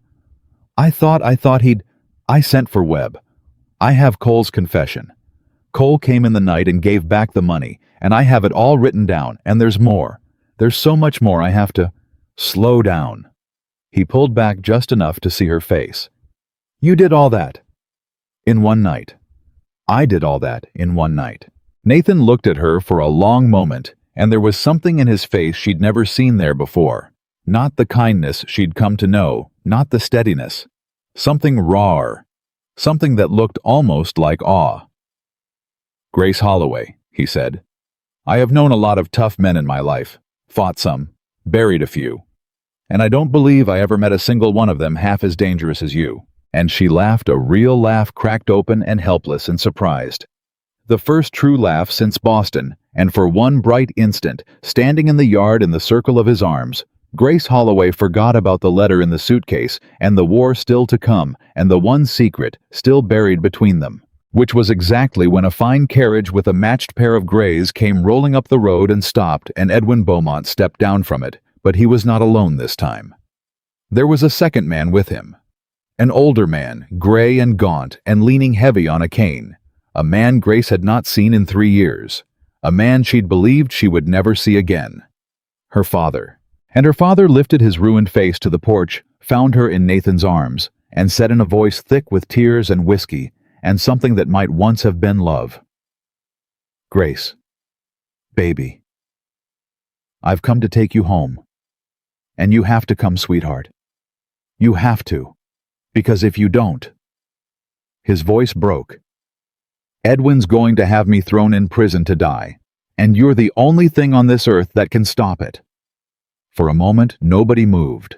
Grace stood in the circle of Nathan's arms and looked at the wreck of the man who had made her, and something in her chest did the thing she'd sworn it would never do again. It broke open toward him, some old animal. Love for her own father, undignified and helpless. The love that survives everything, even the thing that should have killed it. Then she remembered a study door open a crack and a voice saying, "She can be willful, she'll need a firm hand," and the love slammed shut like a fist. "Let go of me," she said quietly to Nathan. "Grace, I need to stand on my own for this. Please, let go." And Nathan, who understood her better in a month than her father had in 25 years, let go. Grace walked down the porch steps alone. She crossed the yard slowly, and she stopped 10 feet from the two men close enough to see her father's tears and Edwin's small, patient, waiting smile, and far enough that neither one could touch her. "Hello, Papa," she said. "Grace." He took a lurching step toward her on the cane. "Look at you. Look how thin you've gotten. What has this place done to you? What has this cowboy—" "Stop." She didn't raise her voice. She'd learned that from Nathan, too, that the quiet word cuts deepest. "Don't you say one word about Nathan Carter. You haven't earned the breath. Now, you've come a very long way, and you've clearly rehearsed a speech, so say it. Tell me what you came to say." Her father's face crumpled. "Baby, I'm dying. Edwin told me 3 weeks ago through this man on that porch. So it's not news." Grace kept her voice level, though it cost her everything. "Are you actually dying, Papa? Or is that another arrangement the two of you cooked up over brandy?" Something flickered in her father's eyes. Guilt, she thought, or fear, and it was Edwin who answered, smooth as ever, stepping half in front of the old man as though to protect him. "Your father's liver is failing, Grace. That much is true, and no arrangement. The doctors in Boston give him a year, perhaps less." Edwin's voice was warm and terrible. "But here is what is also true, and what your cowboy cannot protect you from. Your father owes my bank $11,000. That debt is real, and it is called, and it comes due at the end of this month. When it does, and when he cannot pay it, and he cannot. Grace, he has nothing left, you saw to that. When you ran, I will exercise my legal right to have him imprisoned for it. He will die in a debtor's cell, alone, in the dark, coughing out his last breath on a stone floor 1,000 miles from anyone who ever loved him." "Edwin," her father started, "unless—" Edwin went on, ignoring him, his eyes never leaving Grace. "You honor the agreement he made on your behalf. Come back to Boston. Marry me as was always intended. The moment you do, the entire debt is forgiven. Every penny. Your father lives out his last year in comfort in his own bed with his daughter's married name to protect the family honor." He spread his hands, reasonable, benevolent, a man offering mercy. It is a very simple exchange, Grace. Your freedom for your father's life. One signature. That is all it costs. And there it was. The trap sprung at last, and Grace saw now why Edwin had brought her father, not as a witness, not for the courts, but for this. This was the weapon that money couldn't answer and lawyers couldn't argue. This was the oldest chain in the world, and Edwin had found the one link in her. He'd never been able to break that, no matter what her father had done. Some ruined part of her still could not stand to watch him die in the dark. Grace felt the ground going out from under her. She felt the old, "It's my fault, I owe them," rising up, and this time, it was true this time, a man's actual life hung on it, and she understood with terrible clarity that Edwin had finally built a cage she could not think her way out of. Grace. Her father was weeping openly now. "I know I've got no right. I know what I did. I've hated myself for it every day. But I'm your papa baby. I held you when you were born. I taught you your letters, and I'm scared. God forgive me, I'm so scared to die like that." "Papa." Grace's voice shook. "Papa, stop. And you're the only one who can save me. You're the only one, and I know it's not fair. I know it, but please, Grace, please, I'm begging you. I'm on my knees." And he tried to actually kneel the old man right there in the dirt, and his cane slipped, and he started to go down. And Nathan Carter crossed the yard in 3 strides and caught him, caught the father who'd sold his daughter before he could hit the ground. Held him up by the arm gently, the way you'd hold any old man who was falling, and stood him back on his feet, and did not let go until the man was steady. Then Nathan looked at Edwin Beaumont over her father's gray head, and his voice when it came was the coldest Grace had ever heard it. "You brought a dying man 1,000 miles, Nathan said, to use his death as a whip, on his own daughter, in my front yard." He shook his head slowly. "Mister, I've known cattle thieves and claim jumpers and killers, and I never in my life met anything as low as you." "I brought a father to see his daughter," Edwin said. "The whip, Mr. Carter, was forged entirely by her when she abandoned him. I am merely presenting her the bill."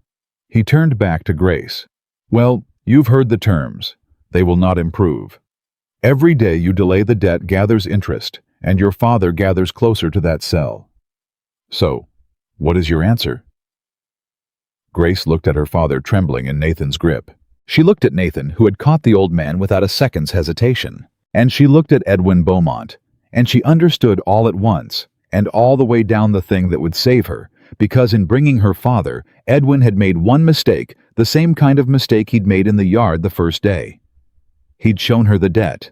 He'd said the number out loud. $11,000 forgiven upon marriage. He'd framed it as he framed everything as a transaction.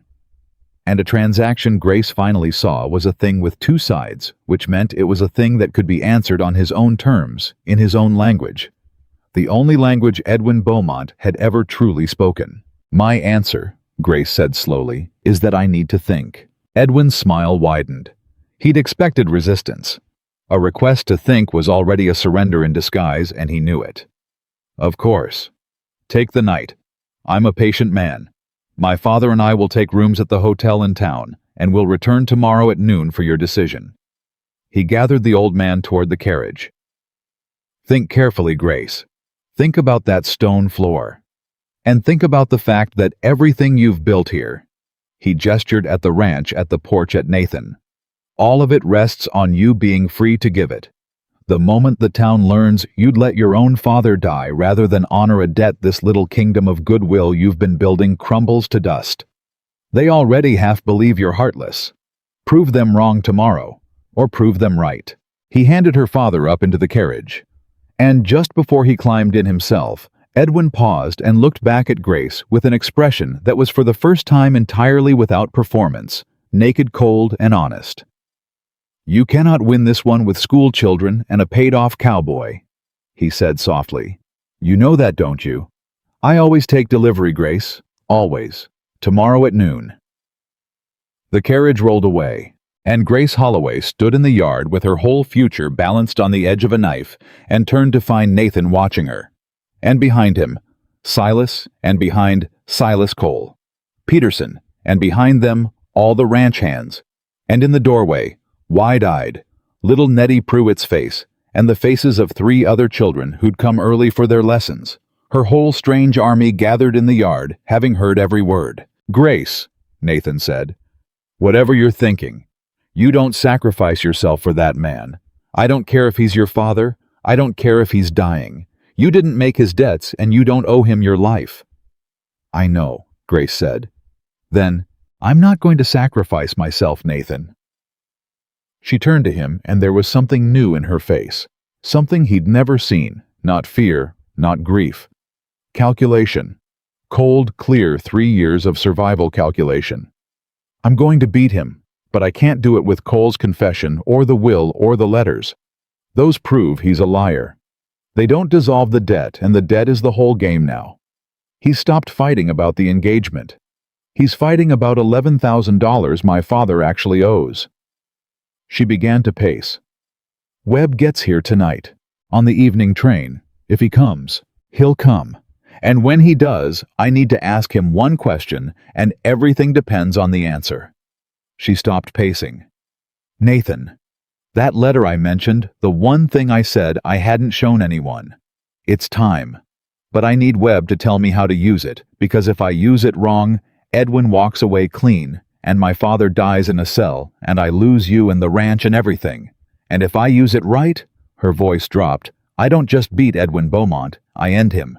Cornelius Webb arrived at 9 that night, and he was not what Grace had pictured. She'd imagined someone like Edwin, polished cold, a creature of money. What got down from the hired buggy was a huge, shambling bear of a man, near 70, in a coat that had been expensive 20 years ago, with white whiskers stained yellow from cigars and a pair of small bright eyes that missed absolutely nothing. He looked Grace up and down in the lamplight of the porch, grunted, and said, "So you're the woman Nathan Carter finally lost his head over. Took him long enough. I'd about given up on him." He stumped past her into the house. "Where's the coffee and where's the trouble?" In that order. They laid it all out on the kitchen table. Webb listened without a word for the better part of an hour, chewing an unlit cigar, reading each document Grace put in front of him with those small bright eyes. And when she finished, he sat back and was quiet for so long that Grace's heart began to sink. "It's bad, isn't it?" she said. "It's not good," Webb allowed. "The engagement's nothing you never signed. Bands don't bind a woman against her will. No honest court touches it. Cole's confession sinks the perjury scheme and probably gets your Nathan's charge thrown out, and maybe gets that crooked judge investigated. All fine. All useful." He tapped the table. "But the boy's right. None of it touches the debt. Your father borrowed $11,000. He signed for it. It's real, it's legal, and it's called. And Beaumont's within his rights to jail him for it, cruel as that is. That's the law, and the law doesn't much care that Beaumont's a snake." He looked at her. "So, Nathan tells me you've got one more card. Show me." Grace's hands shook just slightly as she drew Edwin's letter from the false bottom of the suitcase and laid it on the table. Webb picked it up. He read it. He read it again. And Grace watched a slow change come over the old lawyer's face, watched the boredom fall away, watched those small bright eyes go wide and then narrow, watched a smile spread under the yellow whiskers that had absolutely nothing kind in it and everything hungry. "Well now," Webb breathed. "Well, well, well." He set the letter down as gently as if it were made of glass. "Miss Holloway, do you have any earthly idea what you've been carrying around in a suitcase?" "I know it's ugly. Ugly." Webb laughed a great rumbling bark. "Girl, this isn't ugly. This is a loaded gun." He leaned forward. "You listen to me now, because this is the part that matters. Edwin Beaumont has spent this whole affair standing on solid ground. The debt is real. The engagement was arranged. He's just a jilted man collecting what he's owed. That's his story, and it's a good one, and it's mostly true. But this..." He tapped the letter. "This changes what kind of thing that debt is. Read it again. The girl is the collateral. She is a purchase, willing or otherwise." His voice dropped. "That's not a marriage contract, Miss Holloway. That's not even a cruel arrangement between hard men. In the plain language of the law, A human being pledged as security against a debt to be delivered willing or otherwise. Do you know what that is? Grace shook her head. That's the sale of a person, Webb said quietly. That's a bill of sale for a woman. And there was a war fought in this country not 30 years back, girl, that settled once and for all what we do to men who buy and sell human beings. It's not a matter for a debtor's court anymore. Put this letter in front of a federal judge, and Edwin Beaumont doesn't collect his $11,000. Edwin Beaumont goes to prison, and your father's debt, a debt structured around an illegal purchase, an unlawful contract void from the first day it was signed. Webb sat back, beaming his terrible hungry smile. That debt evaporates like water on a hot stove. Because you can't enforce a contract, that's a crime. The whole thing collapses, all of it. The debt, the engagement, the threat against your father, the hold he's had over your entire family. One letter, and it all turns to smoke. The kitchen was dead silent. Grace put her hand over her mouth. Nathan had gone very still beside her. Silas in the corner said softly, "Lord have mercy." "You're certain?" Grace whispered. "You're certain it does all that?" "Girl, I've been practicing law 41 years, and I've never been more certain of anything." Webb picked up the letter again, held it toward the lamp, examined the ink, the hand, the signature. And the beauty of it is that he wrote it himself. It's his hand, his initials. He can't claim forgery. I'll bring 3 examiners who'll all swear it's genuine, and Beaumont knows it's genuine, which means the moment he sees it, he'll know it's over.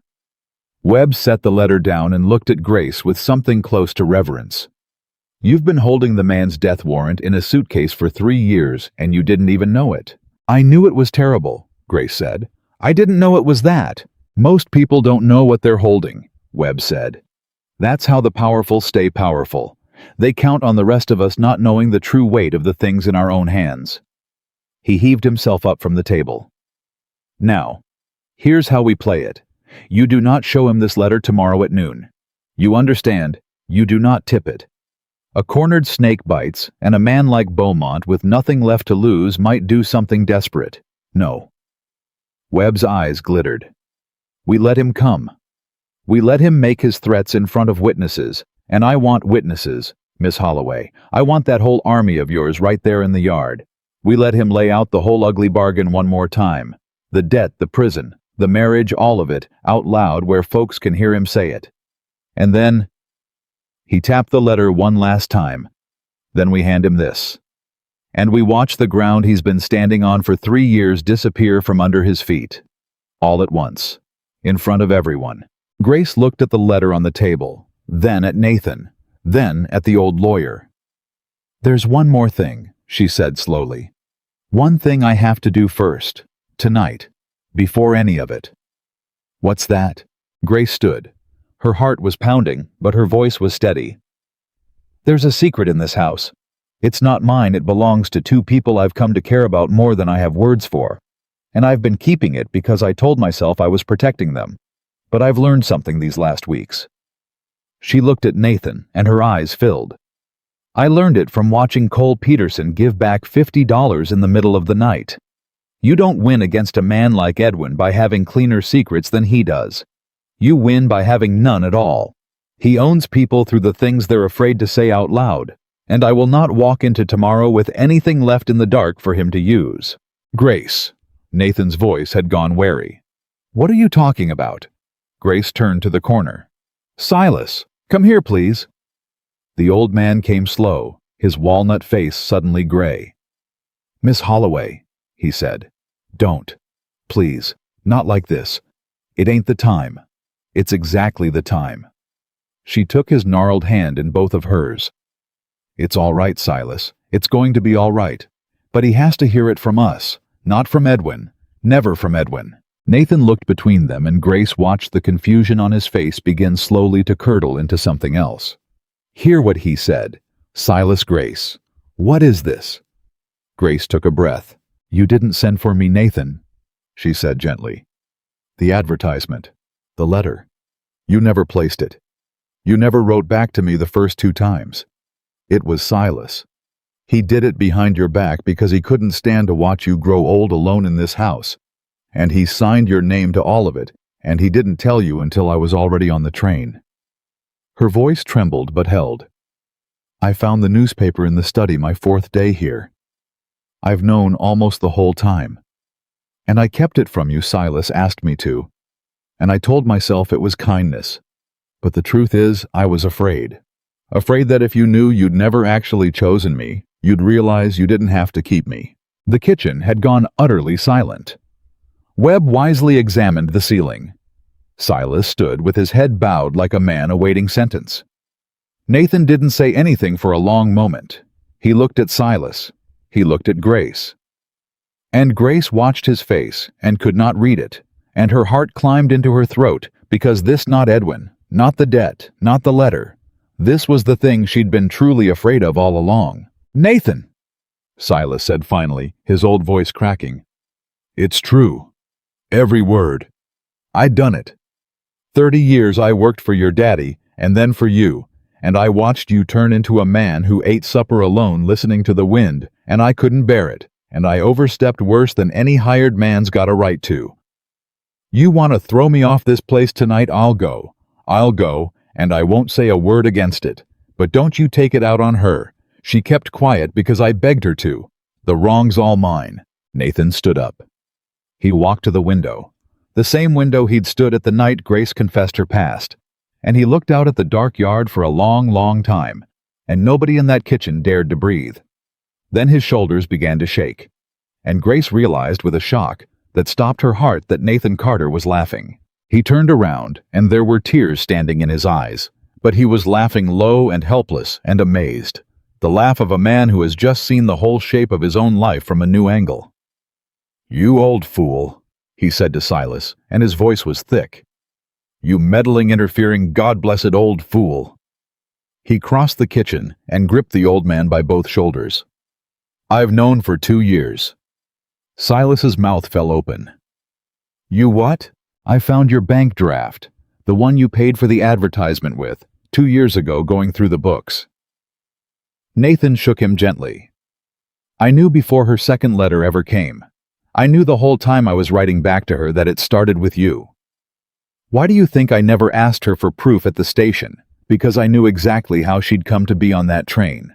And it wasn't through any advertisement of mine, it was through the stubbornness of the best friend I've got in this world, who loved me enough to lie to me." His voice broke. "I never said anything because I didn't want you to know I knew. I didn't want to embarrass you. Same reason you never told me." He laughed again, wiping his eyes. "We've been protecting each other from the same secret for 2 solid years, you old idiot." And then Nathan Carter turned to Grace, and the laughter faded, and what was left in his face was so open and so raw that she had to hold on to the edge of the table. "And you," he said softly, "you actually thought that if I found out I hadn't picked you, I'd want to send you back." He crossed to her. "Grace, listen to me.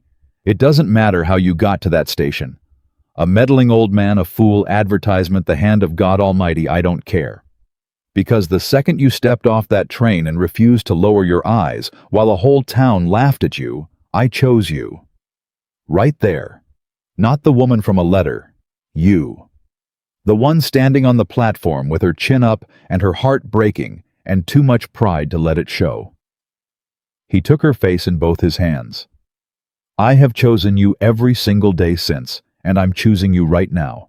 And I'm going to keep choosing you tomorrow at noon when that snake comes back up my road, and every day after that for as long as you'll let me.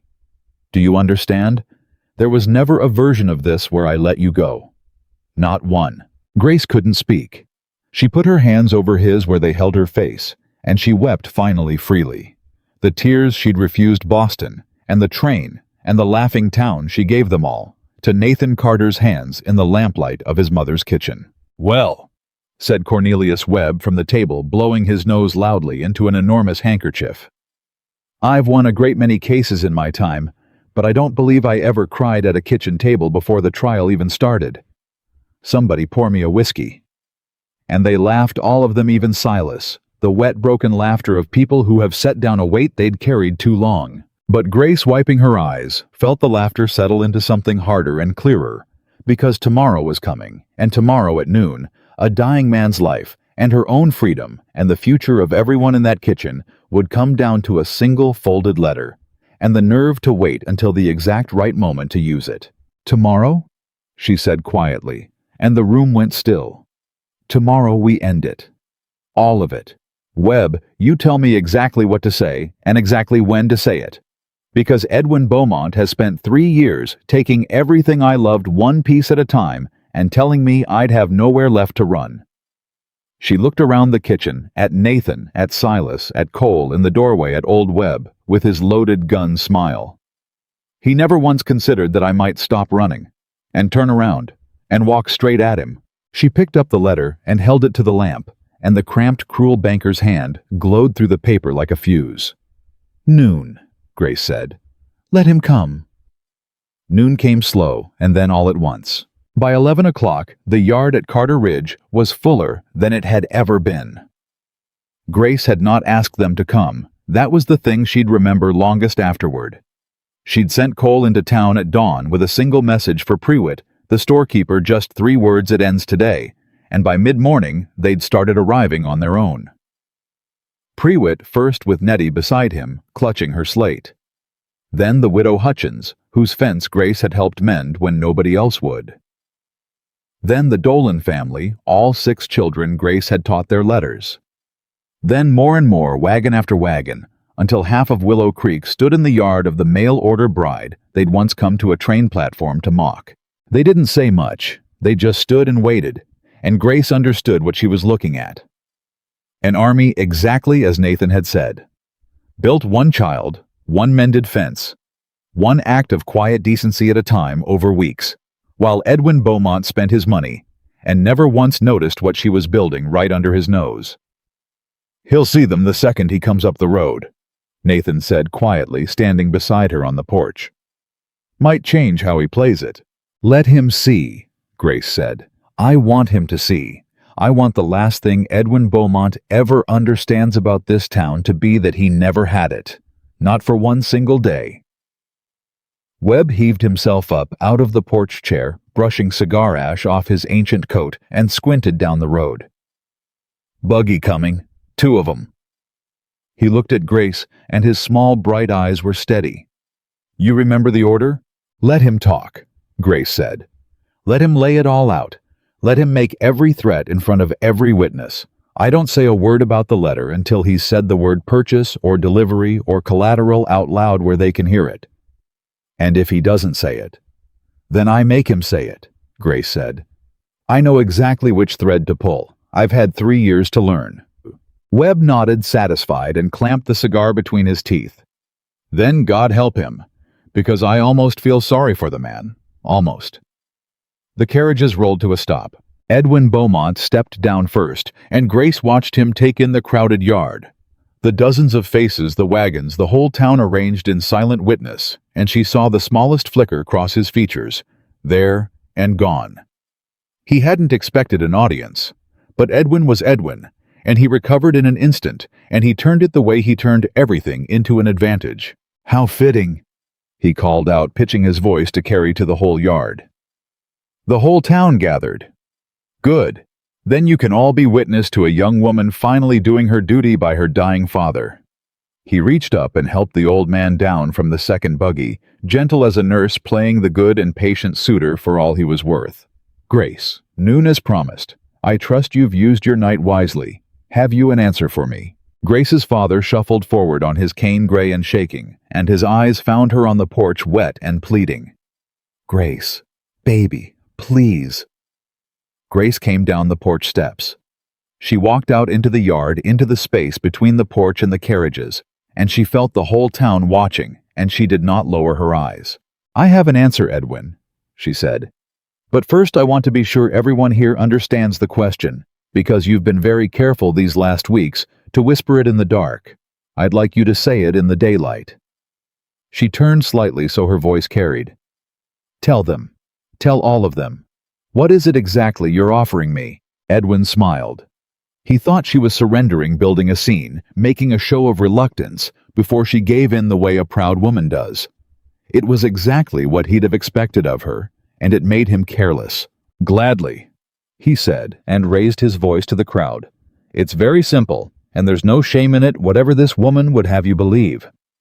Her father owes my bank a lawful debt. $11,000 signed and witnessed. It's called, and he cannot pay, and by law he faces prison for it. I have offered generously. I think most fair-minded people would agree to forgive that entire debt, every cent, to let a dying man end his days in comfort instead of a cell." He spread his hands. "And I ask in return only what was promised to me years ago by that same father, his daughter's hand in marriage. That is all. Her freedom, she calls it. I call it honoring a family's word. The debt in exchange for the daughter." The debt in exchange for the daughter. Grace repeated slowly, letting it hang in the air. "So I'm the payment. That's what you're saying. You'll erase $11,000, and in exchange you receive me."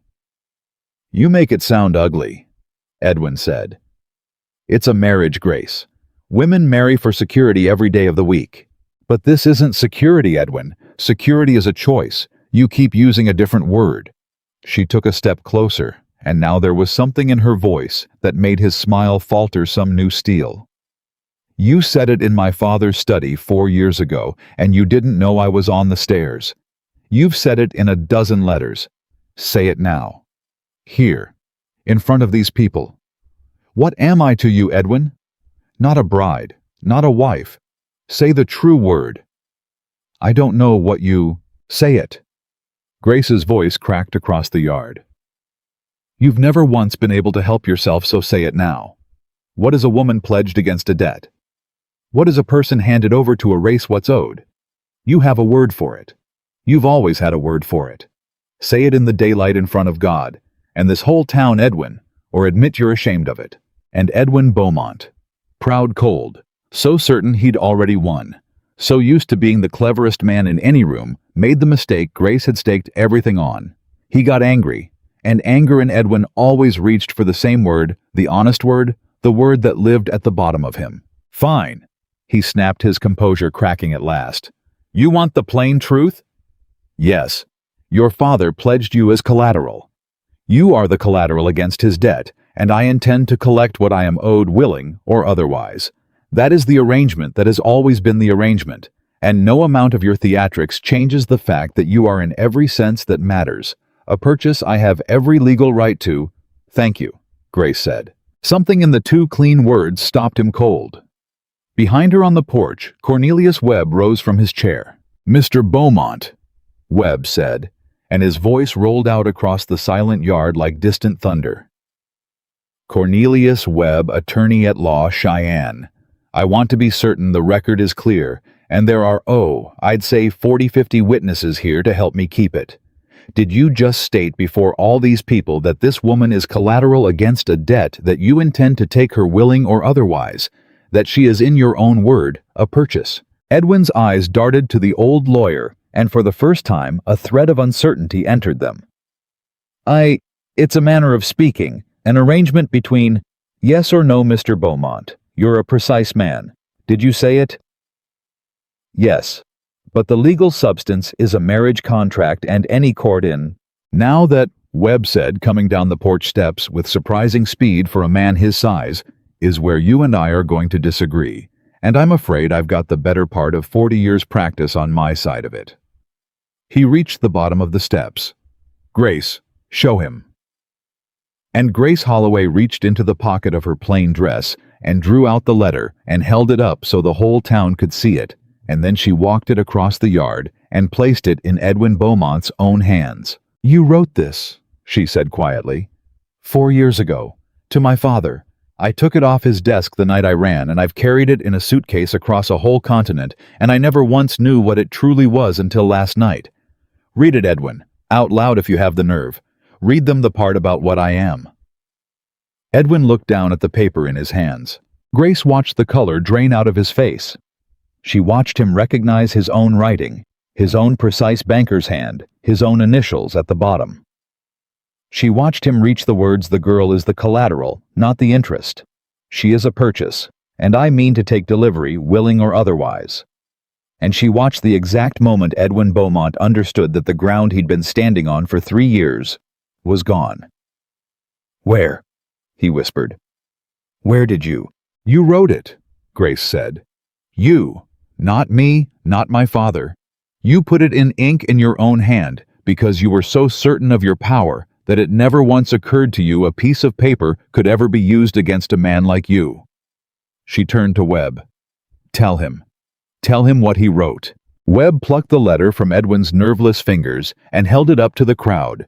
Though he did not read the private words aloud, he was too good a lawyer to embarrass a woman with them, and too shrewd not to know the summary hit harder. "What this man wrote," Webb announced, "is a bill of sale for a human being. He pledged this woman as property against a loan to be delivered, his words willing or otherwise. Now." He turned to Edwin, and the hungry smile was back under the yellow whiskers. "Mr. Beaumont, you're a banker, so let me speak to you in the only language you've ever respected. This letter makes your entire arrangement a criminal contract. And a debt built on a criminal contract is not a debt at all. It is void, unenforceable, dead the day it was signed. Which means the $11,000 you've been holding over this dying man's head," Webb snapped his fingers, "does not exist. There is nothing to forgive, because there is nothing to collect, because a court will not enforce the sale of a woman in the United States of America, and there was a war fought to make sure of it." A murmur ran through the crowd, rising, gathering. "That's not all." Webb went on, relentless, now moving in for the kill. "This letter in front of a federal judge does not merely erase the debt. It makes you a defendant, Mr. Beaumont. Attempting to hold a person as chattel is a federal crime, and I have here," he pulled Cole's signed confession from his coat, "a sworn statement that you further attempted to suborn perjury, paying this man $50 to give false witness against Nathan Carter. And I have reason to believe the warrant that put Mr. Carter in a cell was signed by a judge in debt to your bank, which is a matter I will be raising with the territorial authorities the moment I return to Cheyenne." He leaned in. "So here is where we stand. You came to Wyoming to collect a woman. You are going to leave it fortunate if you are not collected yourself in irons." Edwin Beaumont stood in the middle of the yard, the void where his power used to be gaping open beneath him, and Grace watched him do the thing she'd known he would do, the thing she'd warned Webb about. She watched the cornered snake decide to strike. He turned to her father. "Holloway," Edwin said, low and vicious. "Say something. Tell them the letter's a forgery. Tell them your daughter's a liar and a thief who stole it. Tell them—" And Grace's father, the ruined man, the man who had sold her, straightened up on his cane. "No," her father said. The single word landed like a stone in still water. "No, Edwin, I won't." The old man's voice shook, but it held, and something in it Grace had not heard since before her mother's illness, something like the father she'd lost. "I've done a terrible thing to my girl, the most terrible thing a father can do. I traded her like a sack of grain to save my own skin, and I've hated myself every hour of every day since. And I came out here on your promise, God help me, ready to do it one more time, ready to beg her to sell herself so I wouldn't have to die in a cell." Tears ran freely down the deep lines of his face. "But I watched her just now. I watched my daughter stand up in front of a whole town that hated her and refused to lower her eyes. And I thought, that's her mother in her. That's my Ellen come back in our girl. And Ellen would sooner see me rot in the deepest cell in Boston than watch me trade our daughter one more time." He turned to Grace, and he was weeping openly. "I won't do it again, baby. I won't. Whatever happens to me, I won't. You're free. You've always been free. I was just too much a coward to say it out loud." The yard was utterly silent, and Grace, who had come to Wyoming with a heart sealed shut against her father, felt the last hard knot in her chest come undone. Not forgiveness, not yet, that would take longer, but something. A door cracked open. The recognition that the man who'd broken her was at the very end, still capable of one true thing. Edwin Beaumont looked around the yard at the crowd, at Webb at the confession, at the letter, at the old man who would not lie for him, at Grace, standing unbowed in the center of it all, and Grace watched the exact instant he understood that he had lost. Not a battle, everything. The debt, the leverage, the marriage, his good name, possibly his freedom, all of it gone in the space of a single letter he'd written himself. "This isn't over," he said, but the words came out thin, and everyone heard it. "I have lawyers, I have—" "You have," Webb said pleasantly, "until sundown to be out of this territory before I wire the federal marshal in Cheyenne. After that, Mr. Beaumont, your lawyers can visit you at their leisure. In prison." He tucked the letter and the confession carefully back into his coat. "I'd start driving if I were you. It's a long way to a state line." For one more moment, Edwin Beaumont stood there, the ruin of him. This man who had crossed a continent so certain he could not be beaten. He looked at Grace, and whatever he saw in her face, no triumph in it, only a terrible final calm, seemed to break something in him at last. Then he turned, climbed into his carriage without another word, and drove away down the rutted road, and the whole town watched him go, and this time nobody pretended not to stare. They watched him grow small and smaller and disappear over the rise, and then a sound went up from the yard that Grace would carry with her the rest of her days. Not a cheer exactly, something deeper. The low rolling exhale of a whole community that had just watched the truth win and had not been sure until that very moment that it still could. Prewitt was the first to come forward. He crossed the yard, took off his hat, and stood before Grace, turning it in his hands the way Cole once had. "Miss Holloway," he said, "I sold you a lie about that flower. Told you it was spoken for when it was sitting right there on my shelf. I was scared of that man and his bank, and I let it make me small, and I'm ashamed." He swallowed. "My Nettie can read now, because of you. When nobody else in this whole town would trouble themselves. I'd take it as an honor if you'd let me be the first to say I was wrong about you. Dead wrong, and I'm sorry for it." And then one by one they came. The widow Hutchins, the Dolan family, the woman in the good bonnet from the train platform, who could not meet Grace's eyes and wept as she stammered her apology. The men who'd laughed, the women who'd whispered. One by one the whole town of Willow Creek came forward and took off its hat to the mail-order bride it had once come to a station to mock. Not because Nathan Carter had made them, not because they feared him, but because they had finally, at long last, seen her. Grace stood and received them, and she did not gloat, and she did not turn a single one away, because she understood something now that Edwin Beaumont had never learned in all his years of buying and selling people. Respect could not be purchased. It could not be seized or threatened into being or won in a courtroom. It could only be earned slowly in the small dark hours, when no one was watching one mended fence and one child's chalked name at a time. And once earned that way, it could never be taken. Not by any man, not for any price. Grace's father did not go to prison. Webb saw to the debt's dissolution within the month, and the old man, freed of the thing that had poisoned him, chose to stay in Wyoming rather than return to the empty house in Boston.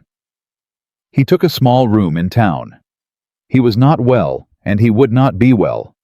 But in the year of life he had left, he came out to Carter Ridge every Sunday, and he sat quietly at the edge of Grace's schoolroom and listened to the children learn their letters, and once, only once, he said to her, "Your mother would be proud of you, prouder than she ever was of me."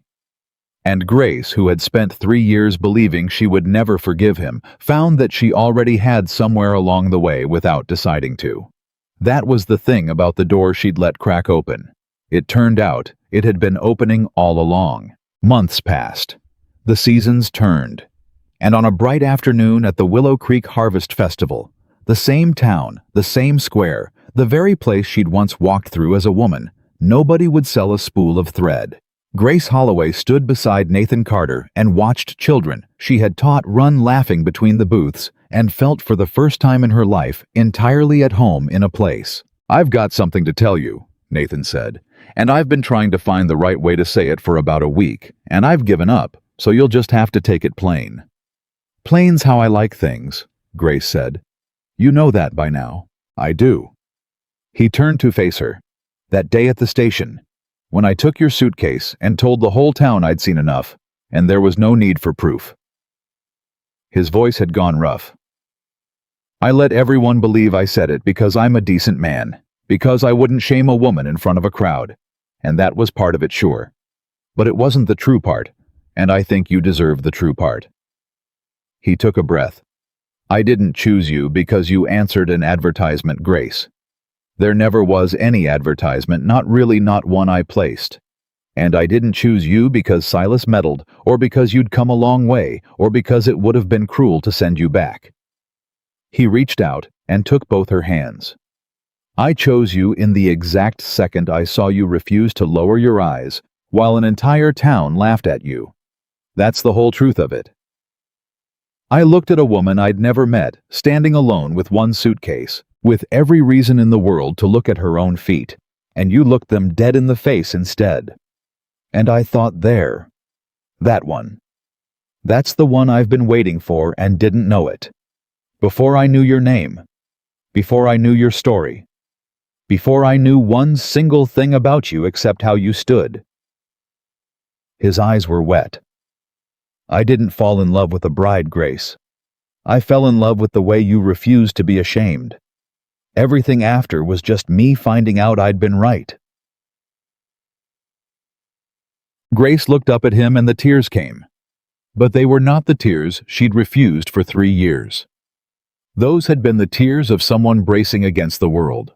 These were something else entirely. "I spent my whole life," she said, "being looked at. As a debt, as a possession, as a payment, as a mail-order mistake stepping off a train. Everyone always looked at me, Nathan, and not one of them ever saw me. Not my father, not Edwin, not that town." She held his hands tighter. "And then a stranger picked up my suitcase and said, 'I've seen enough, come home,' and I thought he was just being kind. I didn't understand until much later that it was the first time in my entire life that being seen didn't cost me anything. That someone could look at me and want me, not what I was worth, not what I could give, not what I could be traded for. Just me." Her voice broke. "You didn't rescue me, Nathan Carter. I want you to know that. I'd have found a way to save myself. I always had before. That's not what you gave me." She pressed his hands to her heart. "You gave me the one thing I'd stopped believing existed. You saw me. And you stayed." And Nathan Carter pulled her into his arms in the middle of the Willow Creek Harvest Festival, in front of the whole town that had once mocked her. And Grace Holloway held on to him and did not care who watched, because she had finally learned the difference between being seen and being sold, and it was the whole difference in the world. They were married that autumn in the little white church, and the town that had come to a train platform to laugh now filled every pew to celebrate. Silas gave the bride away, weeping the entire time and pretending it was his allergies. Cole Peterson stood as a groomsman, sober and steady, and the best hand on the ranch, exactly as Grace had promised him he'd become. Prewitt closed the mercantile for the whole day, and Nettie read a poem she'd written herself, the first thing she'd ever written, and did not miss a single word. In the years that followed, Carter Ridge became one of the most respected ranches in all of Wyoming. Not because Nathan drove the hands harder, but because a partnership took hold of the place, two people who'd each spent too long alone finally building something together, and the land seemed to know it and give back double. Grace turned her kitchen table lessons into a real school, a proper building with proper desks, and every frontier child within 20 miles learned their letters there. And when a young woman arrived alone in Willow Creek, a widow, an orphan, a mail-order bride stepping off the train with one weathered suitcase, and a whole town waiting to judge her, she no longer found a crowd gathered to mock her. She found Grace Carter, waiting on the platform, with a warm hand and a place to stay, and 4 quiet words that had once changed her own life forever. "I've seen enough. Come home." Years later, travelers passing through would still tell the story of the woman the whole town came out to laugh at, and the rancher who chose her before he knew a single thing about her, but the way she held her head. They'd tell how she beat a rich man from Boston with nothing but a letter and the truth. how she taught a town to read and taught it in the process to see. And they'd always end it the same way, because it was the truest thing about the whole tale. Sometimes the bravest thing a person can do is not to be rescued. It is to stand alone, refuse to lower your eyes, and wait for the one soul in all the world who was only ever looking for someone with the courage to stand. And Grace Holloway stood.